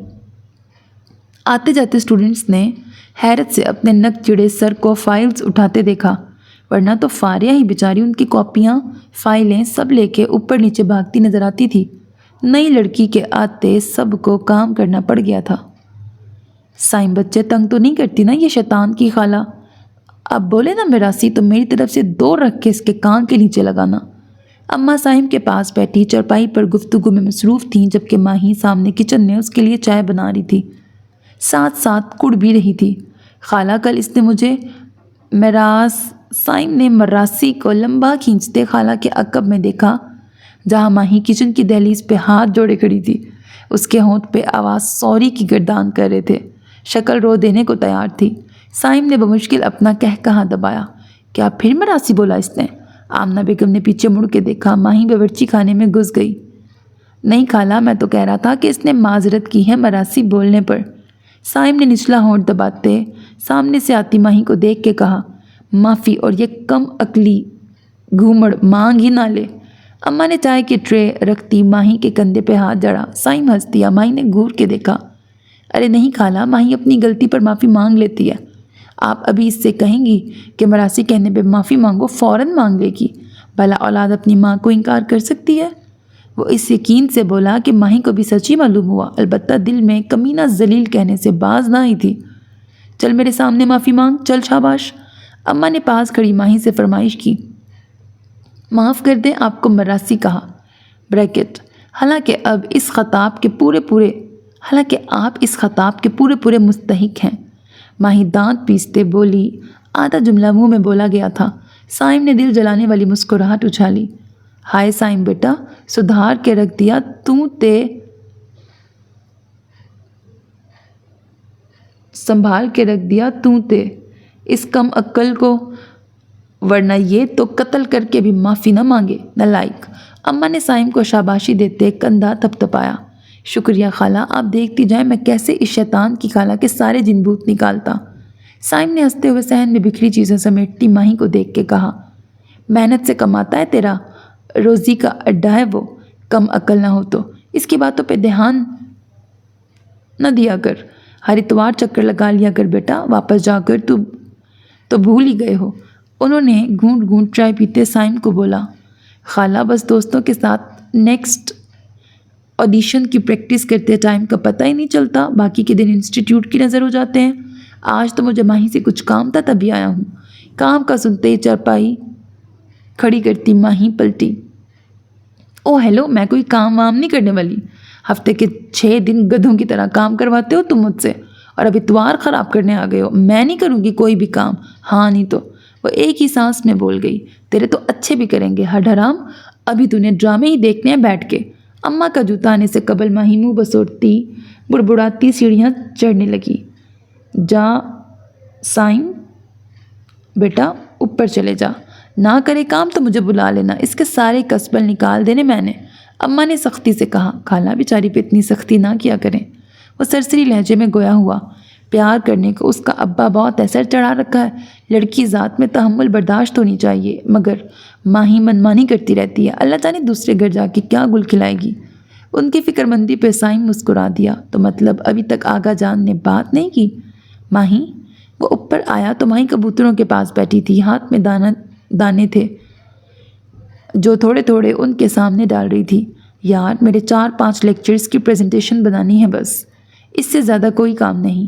اس نے اداس سپہر میں چھت پہ کبوتروں کے جھرمٹ میں سترنگی کپڑوں میں ملبوس بیٹھی لڑکی کو گرم نگاہوں سے جانچتے کہا۔ بول دیا نا نہیں کرنا کوئی کام، تمہارے اوپر کے کھانے میں یہ بات نہیں گھس رہی؟ ماہی چیخی۔ اللہ، سائم نے شہادت کی انگلیاں کانوں میں ٹھوس لیں۔ کبوتر بیچارے بھی اس کے چلانے پر آسمان کی اور اڑان بھرنے لگے۔ چیزو چیزو، ماہی سفید مرگولوں سے سجے آسمان پر اڑتے کبوتروں کے ایک جھرمٹ کو دیکھ کر پھر چلائی، مگر وہ سب ادھر ادھر پھیل گئے۔ تم، ماہی نے دانت پیستے مٹھیاں بھینجتے محویت سے اپنی جانب تکتے سائم کو دیکھا۔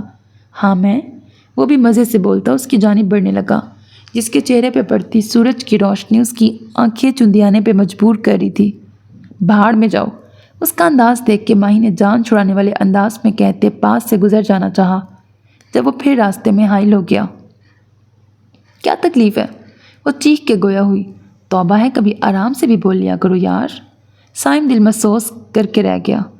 تم نے مجھے ایک دن آرام نہیں کرنے دیا جب سے تمہارا انسٹیٹیوٹ جوائن کیا ہے، اور تم کہہ رہے ہو آرام سے بات کر لوں؟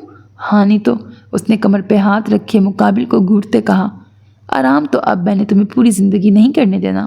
ہاں نہیں تو، سائم نے معنی خیزی سے کہتے آخر میں اس کا تکیہ کلام دہرایا۔ اف، کام بتاؤ اور جاؤ، آدھا دماغ تو میرا تمہاری ان فضول باتوں کو سمجھتے گزر جاتا ہے۔ مائی نے اسے راستے سے ہٹاتے سائڈ سے نکل کے کمرے میں جاتے کہا۔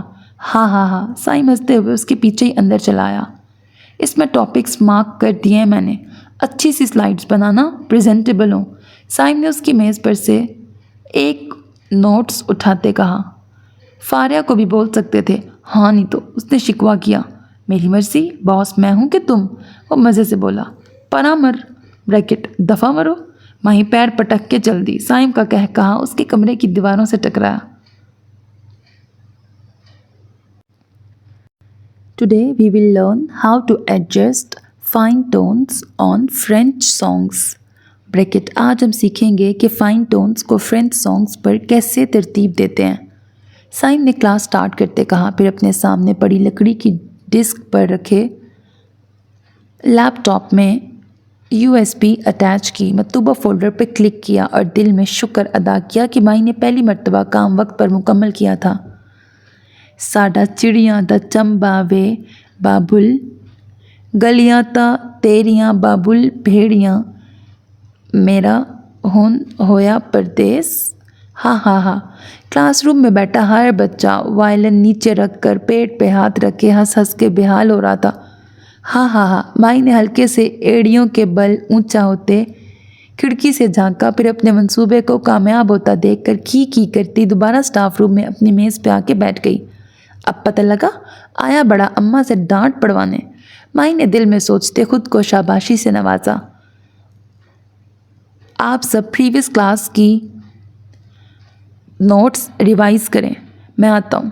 سائم اسٹوڈنٹ سے معذرت کرتا باہر نکل آیا۔ یہ کون سا فولڈر کاپی کر کے دیا ہے تم نے؟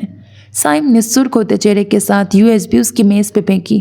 ساڈا چڑیاں دا چمبا وے بابلا، گلیاں تا تیریاں بابل بھیڑیاں، میرا ہن ہویا پردیس۔ مائی نے فل سر لگا کے گایا، ایسے تال سے تال ملائے کہ سائم کا دل ٹرک کے نیچے آ گیا۔ شٹ اپ، وہ دانت پیس کے بولا۔ وائی؟ بریکٹ کیوں جی؟ اس نے معصومیت طاری کرتے کہا۔ کتنا بے سرا گاتی ہو تم۔ اس میں شازل کا فرینچ سانگ جے پیسوئن دے لا لونے والا فرینچ سانگ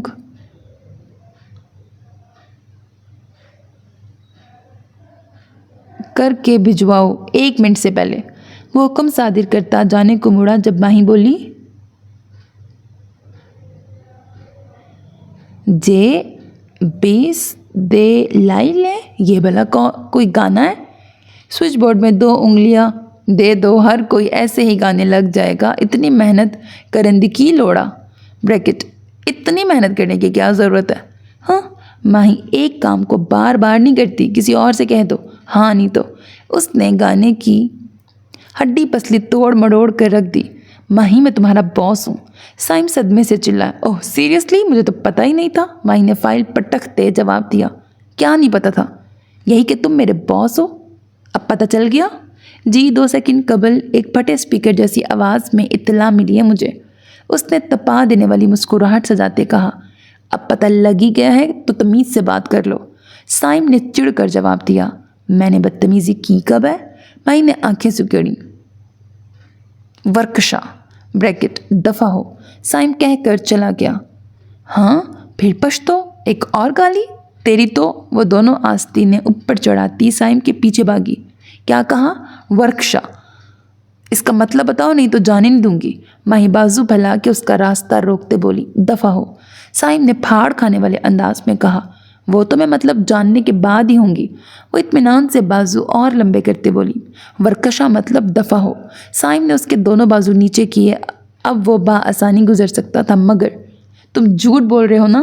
ماہی نے مشکوک نظروں سے گھورتے پھر جہاز کے پنکھوں کی طرح بازو وا کیے۔ انداز ایسا تھا جیسے گلے ملنے کی دعوت دے رہی ہو۔ میں کیوں جھوٹ بولوں گا؟ سائم آگے بڑھا، فاصلہ کچھ سمٹ گیا۔ آہاں عید تو گزر گئی، بڑی عید بھی ابھی سے ملنے لگے ہو۔ That's nice. شازل سیڑھیوں سے اترتے گلا کھنکارتے بولا۔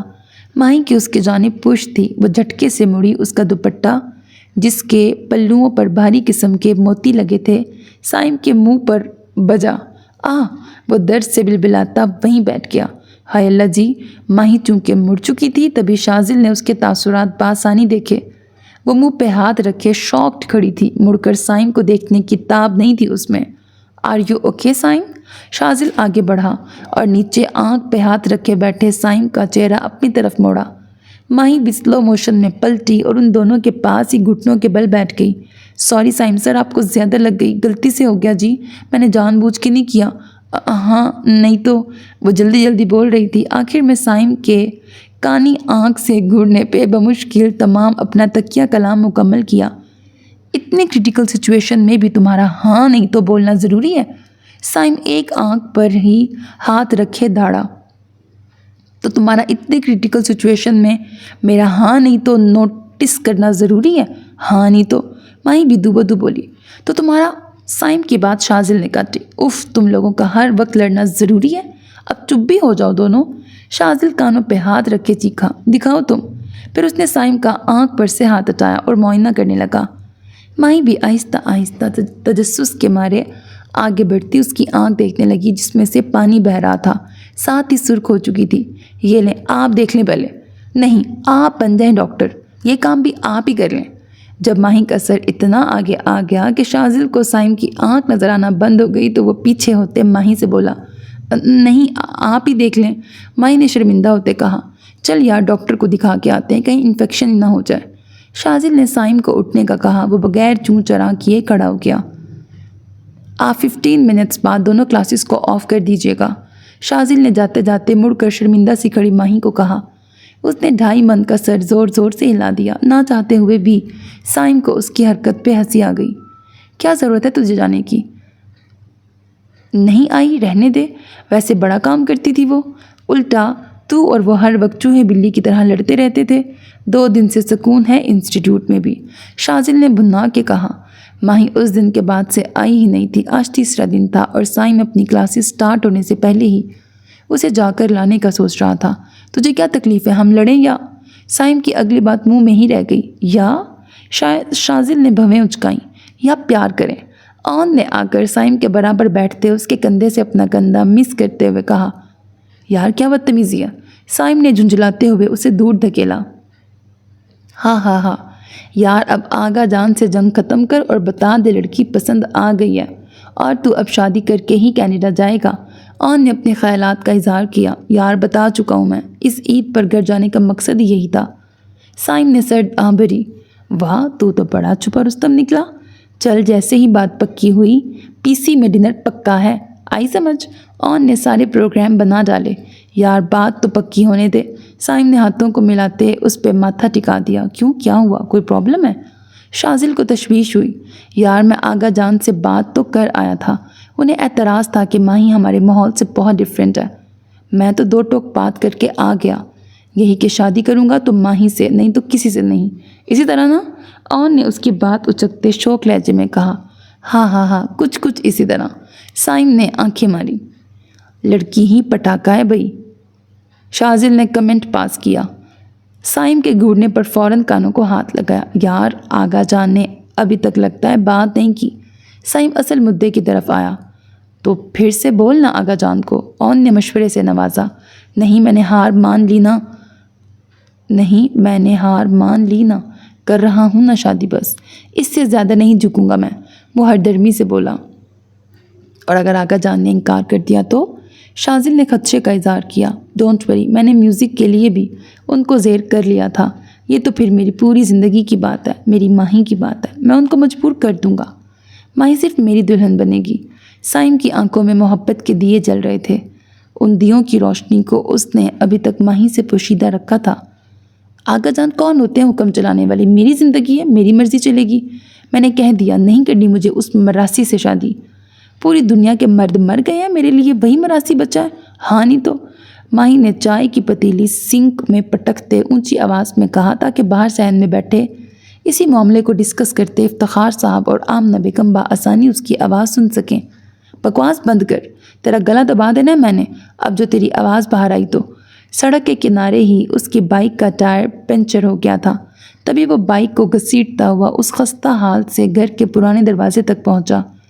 وہ بائک گھسیٹنے سے اتنا نہیں تھکا تھا جتنا اندر سے آتی ماہی کی آواز نے اس کے حواسوں پر تھکن سوار کر دی تھی۔ چونکہ یہ ایک محلے نما جگہ تھی تو یہاں لوگوں کے گھر کھلے ہی پڑے رہتے، تبھی سائم کو دروازے پر دستک دینے کی نوبت پیش نہ آئی۔ مار لیں جوتے، دبا دیں گلا، مگر میں پٹھانوں میں شادی نہیں کرنے والی۔ بندہ اگلے کی بولی تک سمجھ نہ سکے اور پوری زندگی ساتھ گزارنے کا سوچ لے، کیوں بھلا؟ اور اس نے تو ویسے بھی شادی کر کے کینیڈا چلے جانا ہے، پیچھے میں اس کے گاؤں میں سڑتی رہوں گی، وہاں وہ کوئی گوری چٹی سے بیاہ کر کے بیٹھ جائے گا، ہاں نہیں تو؟ مائی بولنے پر آئی تو بولتی ہی چلی گئی۔ آمنہ بیگم نے افتخار صاحب کو دیکھا جو گنگ سے بغاوت کرتی ماہی کو دیکھ رہے تھے۔ اسی دن کے لیے کہتی تھی افتخار صاحب کہ مت دیں اس لڑکی کو اتنی شے، کتنی بے شرمی سے انکار کر رہی ہے۔ باہر کھڑا سائم تو یہ سوچ کے آیا تھا کہ شاید وہ اس دن والی چوٹ پر شرمندہ ہے تبھی نہیں آئی، مگر یہاں تو گنگا ہی الٹی بہہ رہی تھی، اس میں بے شرمی والی کیا بات ہے؟ آپ کی اور ابا کی بھی پوری زندگی پنجابی پشتوں پہ بحث ہی سننے کو ملی ہے، اب آنکھوں دیکھی مکھی کون نگلتا ہے؟ میں کیوں آپ لوگوں والی ہی غلطی دہراؤں؟ مائی نے بغیر لحاظ کیے کہا۔ کچھ حد تک وہ درست بھی تھی۔ چپ بالکل، تیری شادی کا فیصلہ کرنے والا ابا بیٹھا ہے تیرا۔ آمنہ بیگم نے اسے جوتی سے نوازا جو ٹھیک اس کے شانے پہ لگی، وہ کندھا سہلاتی ڈیٹ بنی کھڑی رہی۔ ابا کسی سے بھی شادی کرتے، پر ہو وہ پنجابی اور یہ مراسیوں والا کام نہ کرتا ہو۔ ماہی نے منتی لہجے میں کسی گہری سوچ میں ڈوبے افتخار صاحب کو دیکھتے کہا۔ مطلب آغا جان نے بات کر لی ہے اور انکار ماہی کی طرف سے کیا جا رہا ہے۔ سائم نے دل میں سوچا، اسے ماہی کے لفظوں نے تکلیف پہنچائی تھی، اس کے نزدیک زبانوں اور ذاتوں کی بنا پہ لوگوں میں تفریق ایک جاہلانہ عمل تھا، مگر ماہی کی جانب سے ایسی سوچ نے اسے ایک زوردار دھچکا دیا تھا۔ سائم بھائی آپ کب آئے؟ پڑوس سے آتی اقرا نے دروازے میں کھڑے سائم کو دیکھ کر حیرت اور بے یقینی سے دریافت کیا۔ آواز اتنی اونچی ضرور تھی کہ اندر صحن میں بچھی چرپائی پہ بیٹھے افتخار صاحب اور آمنہ بیگم تک پہنچ گئی۔ ماہی نے بھی مڑ کے دیکھا تھا، تینوں نفوس سائم کو سنجیدہ دیکھ کر برف کے ہو گئے تھے۔ مجھے کچھ کام یاد آ گیا، بعد میں آ جاؤں گا۔ سائم نے سنجیدگی سے بولتے قدم واپسی کو موڑ لیے۔ اقرا نے دیکھا وہ بائک کو گھسیٹ گھسیٹ کر لے جا رہا تھا۔ اندر صحن میں کھڑے نفوس نے ایک دوسرے سے نظریں چرا لیں۔ ماہی ایک لمحے بھی مزید رکے بنا اوپر چلی گئی۔ اپنے کمرے میں آتے ہی اس نے دل پہ ہاتھ رکھ کے زور زور سے سانس اندر باہر کھینچی۔ اف، اسے بھی اسی وقت آنا تھا، کیا مصیبت ہے۔ کاش سائم اماں کے بجائے ابا کی برادری سے ہوتا، کوئی مسئلہ۔ دھتری کی وائلن تو اس کا پھر بھی رہنا تھا، اور وائلن رہنا تھا تو اس نے مراستی رہنا تھا۔ دفع کرو، کوئی اور مل جائے گا، ہاں نہیں تو۔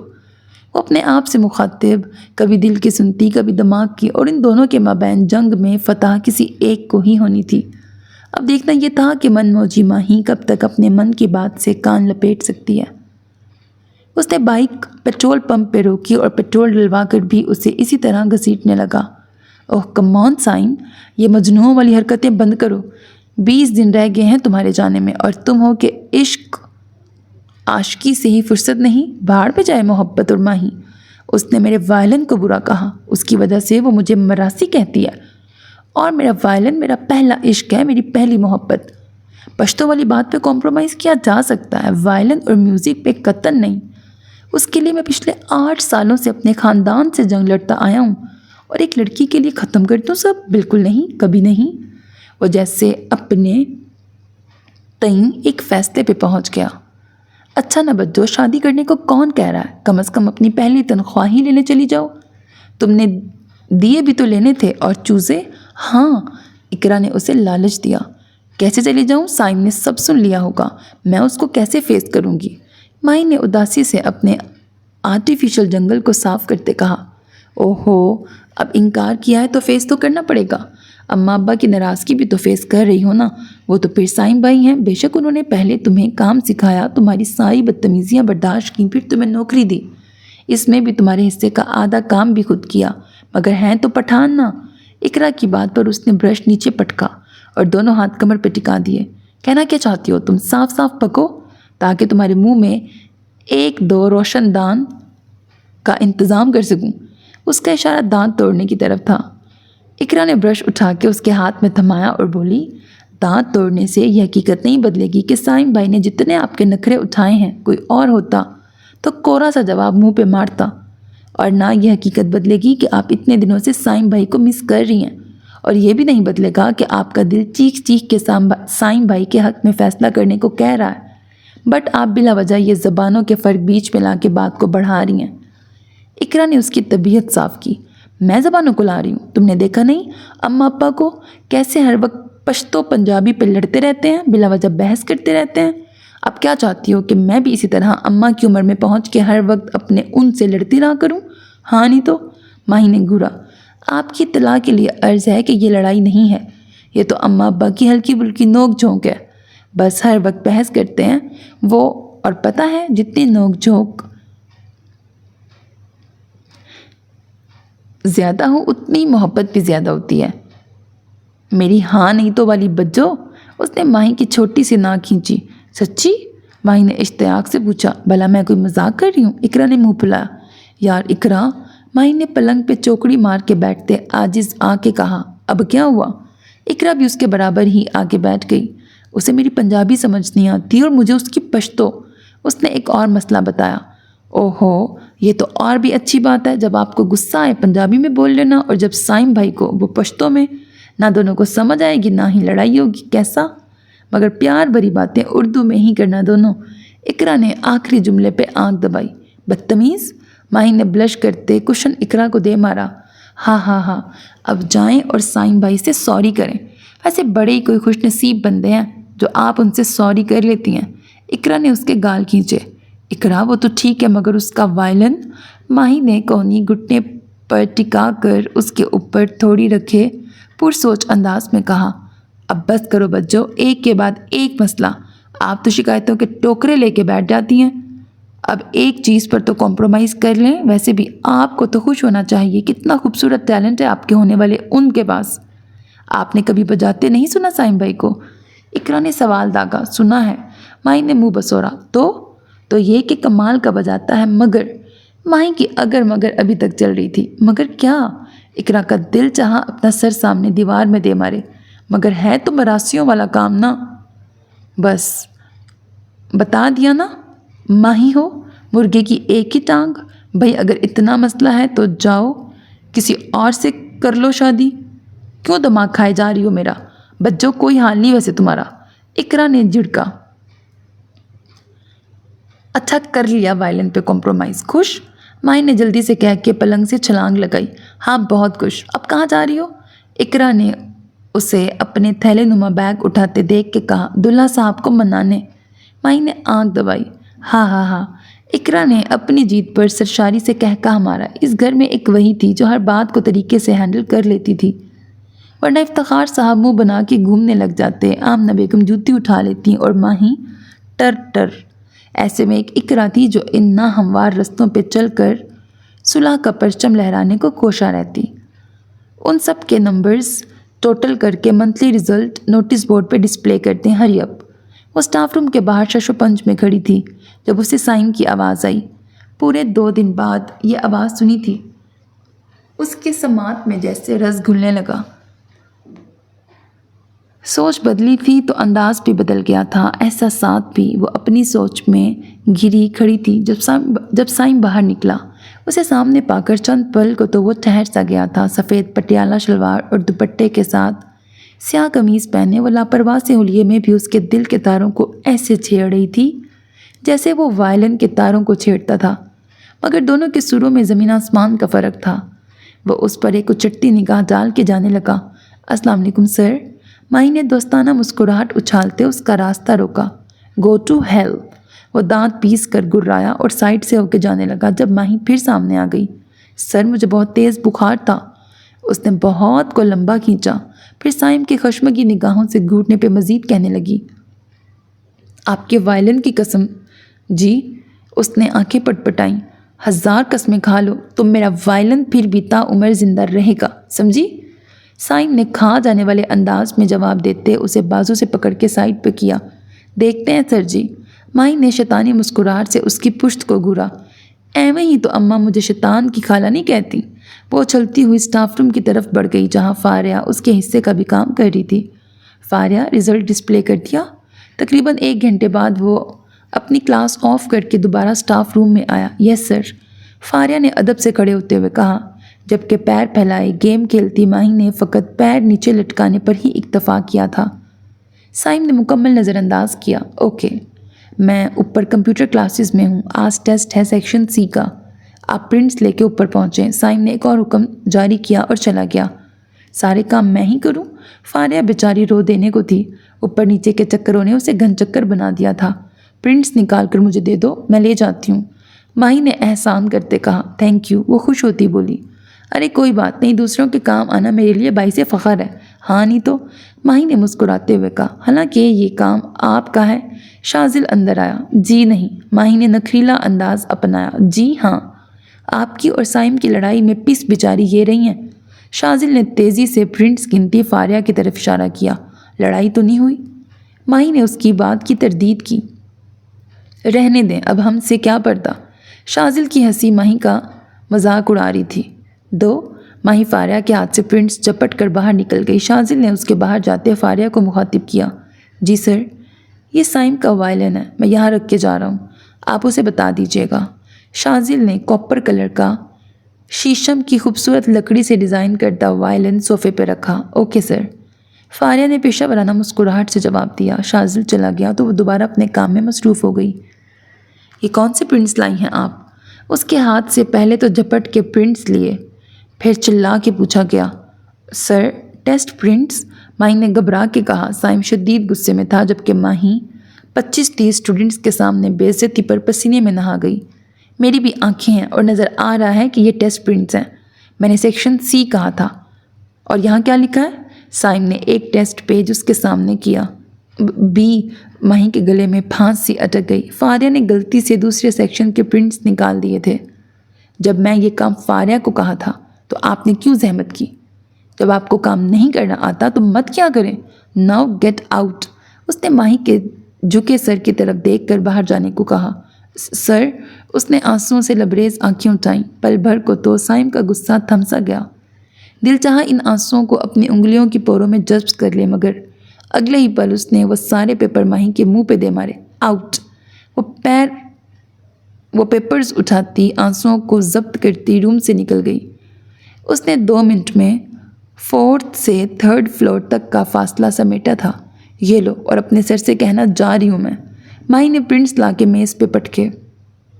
میرا بیگ کہاں ہے؟ یہیں رکھا تھا۔ وہ صوفے پہ پڑی فائلز، جیکٹس اور جانے کیا الا بلا ہٹاتی اپنا تھیلے نما بیگ ڈھونڈنے لگی۔ آنسوؤں کے باعث سامنے کا منظر دھندلا رہا تھا۔ اتنی بے عزتی پوری زندگی میں اس کی کسی نے نہیں کی تھی۔ اف، یہیں تو رکھا تھا، وہ بے بسی سے چلائی۔ اچانک سائم کے وائلن کو اس نے پلٹا کہ اس کے نیچے نہ ہو، مگر وائلن صوفے سے نیچے جا گرا۔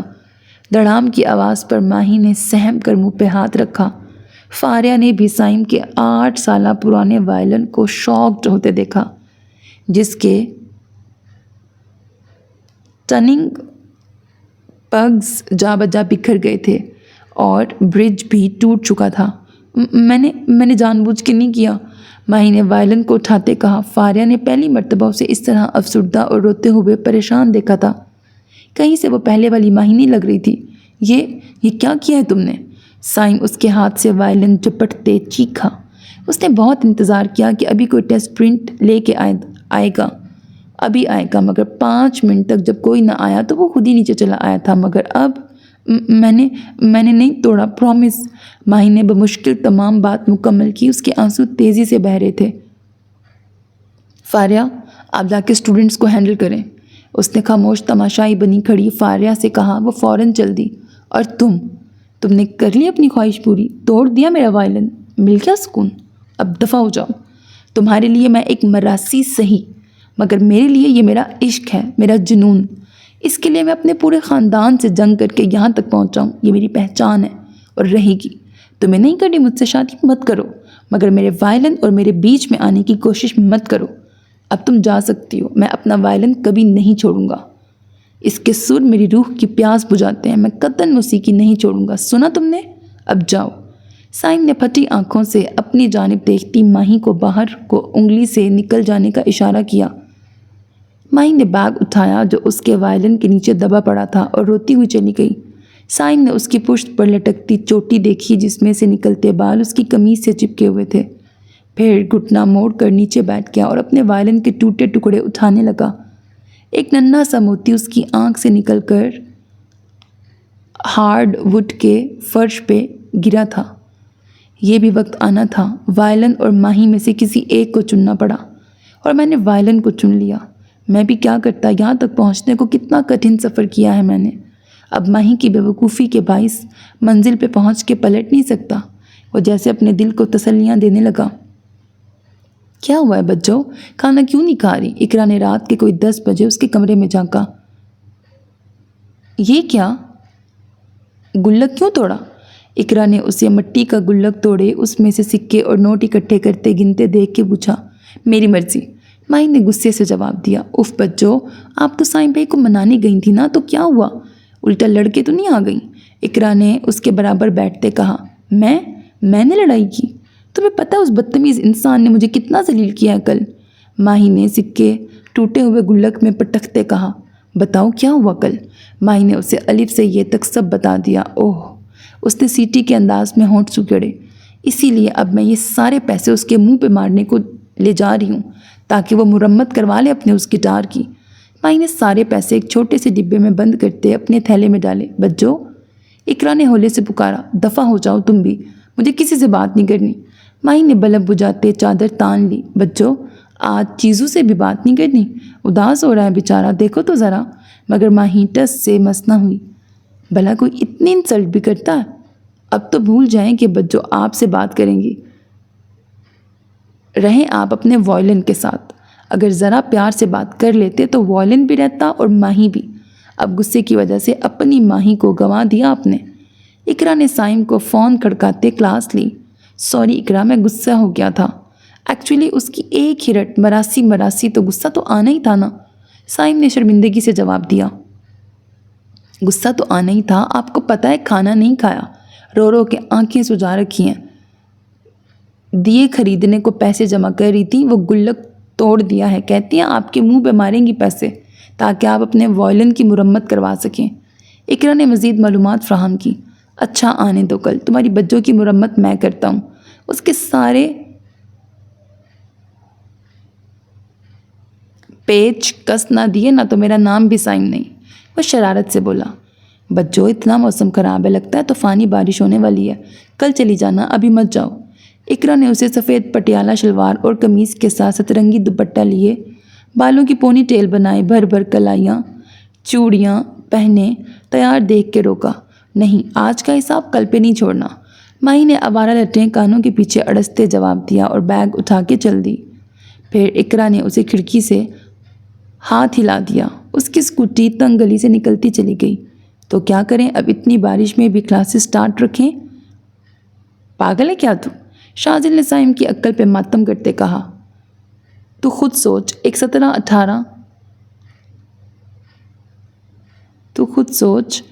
17-18 بعد ہم نے چلے جانا ہے، کورس ابھی کمپلیٹ نہیں ہوا۔ پہلے عید کی وجہ سے اتنے ڈیز آف رکھا، آج پھر۔ سائم نے کھڑکی سے برستی بارش میں دیکھتے کہا۔ یار ایکسٹراز لگا دیں گے، اب میسج بھجوا دے سینٹر آف ٹوڈے اور بارش انجوائے کر۔ شاذل نے اس کے کندھے پہ دباؤ ڈالا۔ ویسے بھی ابھی تک کوئی نہیں آیا، نہ کوئی اسٹوڈنٹ نہ سٹاف ممبر۔ شاذل مزید بولا۔ اچھا ٹھیک ہے، تم جاؤ، چائے پکوڑوں کا انتظام کرو، میں سب بند کر کے آتا ہوں، سائم نے مسکراتے ہوئے کہا۔ شاذل چلا گیا تو وہ ساری کلاسز میں پروجیکٹرز اور نیٹ ورک کنیکشن لوز کرنے لگا، اور وہ 4th فلور پر کمپیوٹر کلاسز میں جا رہا تھا۔ سب سے زیادہ خطرہ یہاں تھا۔ ہائے اللہ جی، اس مینا کو بھی آج ہی برسنا تھا۔ ماہی نے اسکوٹی سے اترتے جھنجھلا کے ہیلمٹ اتارتے کہا۔ اف، اب اس کو کیا مصیبت پڑ گئی؟ پونی ہیلمٹ میں پھنس چکی تھی۔ بہت کھینچا تانی کے بعد اس نے پونی ہی اتار دی۔ سارے بال گیلے ہو چکے تھے، وہ خود مکمل بھیگ چکی تھی۔ ہر سو سناٹا چھایا تھا، بادل گرج گرج کے برس رہے تھے، پورا آسمان کالا سیاہ ہوا پڑا تھا۔ ماہی نے جھرجھری لی اور انسٹیٹیوٹ کی عمارت کے اندر گھس گئی۔ شام کے 4 بجے بھی وہاں اندھیرا چھایا ہوا تھا، ایک دم خاموشی تھی۔ یا الہی خیر، ماہی خیر مانگتی اوپر جانے لگی۔ دبے دبے پاؤں وہ سیڑھیاں چڑھ رہی تھی۔ اس کے کپڑوں سے پانی نچڑ کر ہارڈ ووڈ کے فرش کو تر کیے جا رہا تھا۔ 2nd فلور پہ بھی کوئی نہیں تھا، 3rd فلور بھی خالی، کوئی زیرو موجود نہ تھا۔ 4th فلور پہ کمپیوٹر کلاس کا دروازہ کھولا تو سائم کمپیوٹرز اور CPU کے نیٹ ورک کنیکشن لوز کرتا نظر آیا۔ سب غائب ہے، مگر ان صاحب کو ان کے وائلن کے عشق نے رکا ہے۔ ماہی تم اس برستی بارش میں؟ سائم اسے دیکھ کے شاکڈ ہوا۔ ماہی کو کوئی آندھی طوفان یا برستی بارش نہیں روک سکتی۔ اس نے دروازہ بند کرتے اندر آتے کہا۔ بہت ڈائلاگس مارنے آتے ہیں؟ گٹر میں تو نہیں گر گئی تھی اس بارش میں جو دماغ پہ اثر ہو گیا ہے؟ اس نے اپنا کام جاری رکھتے کہا۔ میرا دماغ ٹھکانے پہ اور تمہارا ٹھکانے پر لگانے آئی ہوں۔ ماہی 2 قدم آگے بڑھی۔ اچھا، I'm waiting، بریکٹ میں انتظار کر رہا ہوں۔ سائم نے سینے پہ ہاتھ باندھتے اس کے مقابل آتے کہا۔ وہ 2 کمپیوٹرز کی قطاروں کے درمیان کھڑا تھا۔ ماہی نے بیگ میں سے ڈبہ نکالا اور ایک طرف والی میز پہ رکھ دیا۔ یہ رہے پیسے، تم اپنے وائلن کی مرمت کروا لینا، اور اگر کم پڑ گئے تو میری سیلری میں سے بھی لے لینا، ماہی نے چٹک کے کہا۔ فاریہ نے اسے بتا دیا تھا کہ وائلن ماہی نے جان بوجھ کے نہیں پھینکا تھا۔ تم نے خواہ خواہ اپنا گلک توڑا، مجھے بڑا دکھ ہوا ڈیئر فیوچر وائف۔ سائم نے شوق لہجہ اپنایا۔ بکو مت، ماہی چیخی۔ خدا کا خوف کرو لڑکی، پیار کا امرت تمہاری سماعتوں میں اتار رہا ہوں اور تم اسے بکواس کہہ رہی ہو۔ سائم کا لہجہ آنچ دیتا ہوا تھا، جبکہ نگاہیں اس کے بھیگے سراپے سے لپٹ رہی تھیں۔ دور فٹے منہ، ماہی کہہ کر مڑنے لگی۔ سائم کو یاد آیا وہ جب بھی کوئی ایسی بات کرتا وہ یہی کہتی تھی۔ چاند رات میں کچن کی ملاقات تازہ ہو گئی۔ وہ ڈبہ لے کے اس کے راستے میں آ گیا۔ تم تو پیسے میرے منہ پہ مارنے والی تھی۔ اتنی محنت سے منہ دھویا تھا آج میں نے کہ کہیں پیسے گندے نہ ہو جائیں، اور تم ایسے ہی شرافت سے دے کے جا رہی ہو۔ It's not fair my future wife. وہ پھیل کے کھڑا تھا اور نظریں ماہی کے بھیگے گلابی چہرے پر جمی تھیں۔ ماہی کو پسینے آنے لگے۔ پورا سینٹر خالی تھا، کیا ضرورت تھی اسے اندر آنے کی؟ اگلے ہی پل اس نے خود کو کمپوز کرتے ڈبہ سائم کے ہاتھ سے جھپٹا اور اس میں سے نوٹ نکال کر سیدھا اس کے منہ پہ دے مارے۔ یہ لو، شرافت کی زبان تو تمہیں سمجھ نہیں آتی۔ اف ماہی یار، میں تو مذاق کر رہا تھا، وہ کسیانہ سا ہو کر گویا ہوا۔ میرا تم سے کوئی مذاق نہیں ہے، ماہی نے تڑک کے کہا۔ کیوں نہیں ہے؟ فیوچر وائف ہو میری، تمہارا میرا ہی تو مذاق ہے، اس نے مزے سے کہا۔ منہ دھو کے رکھو، صاف انکار ہے میری طرف سے، ماہی نے آنکھیں سکیڑتے کہا۔ کم آن ماہی، کل کے لیے سوری یار۔ وہ 2 قدم آگے بڑھا۔ کوئی سوری ووری نہیں، ہٹو، مجھے جانے دو، اس نے راستہ روکے سائم سے بولا۔ مر کے بھی جانے نہیں دوں گا، سائم نے اس کی گیلی لٹیں چہرے سے ہٹاتے بوجھل لہجے میں کہا۔ ماہی تو اس کی اس جرت پر ششتر رہ گئی، بے اختیار 2 قدم پیچھے ہٹی تھی۔ اچھا چلو کان پکڑ لیتا ہوں، کہو تو تمہارے چرنوں میں بیٹھ جاؤں۔ پھر وہ واقعی ہی کان پکڑ کے اس کے سامنے گھٹنوں کے بل بیٹھ گیا۔ ماہی نے بمشکل اپنا کہا دبایا۔ سوری ماہی، مان جاؤ، اس ہینڈسم بندے سے شادی کر لو۔ وہ آنکھوں میں بے شمار محبت کے دیے لیے کہہ رہا تھا۔ ایک شرط پہ، ہر شرط قبول ہے، وہ ورفتگی سے تکتے بولا۔ وائلن چھوڑ دو گے؟ وہ آگے کو جھک کر براہ راست اس کی آنکھوں میں دیکھ کے بولی۔ ہاں تم کہو تو دنیا چھوڑ دوں، سائم نے ٹھہرے ہوئے لہجے میں کہا۔ چل ہن ہیرو نہ بن، آیا وڈا دنیا چھڈن، بریکٹ چلو اب زیادہ ہیرو نہ بنو، آئے بڑے دنیا چھوڑنے۔ ماہی نے اس کے گال پہ چپت لگائی۔ سائم دل و جان سے اس کی اس ادا پر فدا ہو گیا۔ یار بندہ تھوڑا رومانٹک ہو جاتا ہے اس موسم میں، ہونٹوں پہ ہاتھ رکھ کر کہتا ہے، خبردار جو آپ نے ایسی بات کی، آپ کو تو میری بھی عمر لگ جائے۔ سائم نے اٹھتے ہوئے کہا۔ اب مراسی کے ساتھ ماہی رومانس کرے گی، یہ دن آ گئے ہیں، اس نے چھیڑا۔ پھر مراسی کہا۔ رکو تم، سائم ڈبے میں موجود سکے ہتھیلی میں جمع کرنے لگا۔ ماہی اس کا ارادہ بھانپتے ہی باہر بھاگی، سائم بھی اس کے پیچھے ہی بھاگا۔ جیسے تم نے پیسے مارے تھے میرے منہ پہ، ویسے ہی تمہیں سکے ماروں گا، اپنے فیوچر ہسبینڈ کو مارتے شرم نہیں آتی تمہیں؟ وہ بولتا بولتا اس کے پیچھے بھاگ رہا تھا۔ 3rd 2nd پھر گراؤنڈ فلور اور پھر لان میں پہنچ گئے۔ ماہی دروازہ کھولنے لگی تو سائم نے بازو سے پکڑ کر اپنی جانب کھینچ لیا۔ ایک مٹھی میں اب بھی سکے بند تھے۔ اپنی فیوچر وائف کو مارتے شرم نہیں آئے گی آپ کو؟ ماہی نے اپنے آپ کو چھڑاتے کھلکھلاتے ہوئے کہا۔ بالکل نہیں، سائم نے ایک سکہ اس کی ناک پہ مارا۔ اماں، ماہی چلائی۔ پلیز سائم سر، وہ معصوم بنی۔ ہاں ہاں ہاں، سائم نے کہا لگایا۔ اچھا پہلے کہو۔ زا ستازرا منالرم، سائم نے اس کے بھیگے چہرے کو گرفت میں لیتے فرمائش کی۔ بازو ابھی تک مضبوطی سے پکڑ رکھا تھا۔ اب اس کا کیا مطلب ہے؟ ماہی نے آنکھیں نکالیں۔ مطلب کو چھوڑو، ہم دونوں کے کام کی بات ہے، اب بولو گی کہ مار کھاؤ گی؟ سائم نے خطرناک تیور لے کے گورا۔ زستاز مین رم، ماہی نے الٹ پلٹ کہہ دیا۔ اے میرے خدا، سائم نے سر پیٹ لیا۔ میں پھر کہہ رہی ہوں، سوچ لو میں پنجابی ہوں اور تم پٹھان، پوری زندگی میں اسی طرح پشتو بولا کروں گی۔ ماہی نے منہ بگاڑا۔ اچھا یار، تم پنجابی میں ہی آئی لو یو کہہ دینا، آئی ول مینج۔ ویسے بھی میرے نزدیک زبانوں اور ذاتوں کی کوئی اہمیت نہیں، سب ایک جیسے ہوتے ہیں، سائم نے دل فریب مسکراہٹ کے ساتھ کہا۔ دونوں ایک دوسرے کی محبت کی بارش میں بھیگ رہے تھے، پھر کس چیز کی اہمیت ہے؟ ماہی نے سر اٹھا کے اس کی لو دیتی آنکھوں میں دیکھ کے سوال کیا۔ وائلن اور؟ سائم نے دانستہ جملہ ادھورا چھوڑ دیا۔ اور؟ ماہی نے اس کے چمکتے چہرے پہ نظریں جمائے آس سے پوچھا۔ اور ماہی؟ سائم نے اس کی چھوٹی سی ناک دباتے اس کے ماتھے سے اپنا ماتھا ٹکراتے کہا۔ ماہی کے چہرے پر کوسوں قزح کے رنگ بکھر گئے۔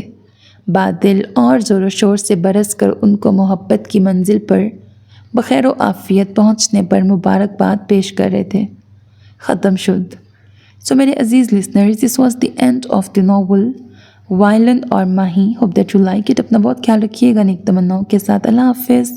چینل کو سبسکرائب کرنا، ویڈیو کو لائک کرنا ہرگز نہ بھولیے گا، because that's how you can encourage me and that's the only kind of support and encouragement which I want from all of you. اللہ حافظ۔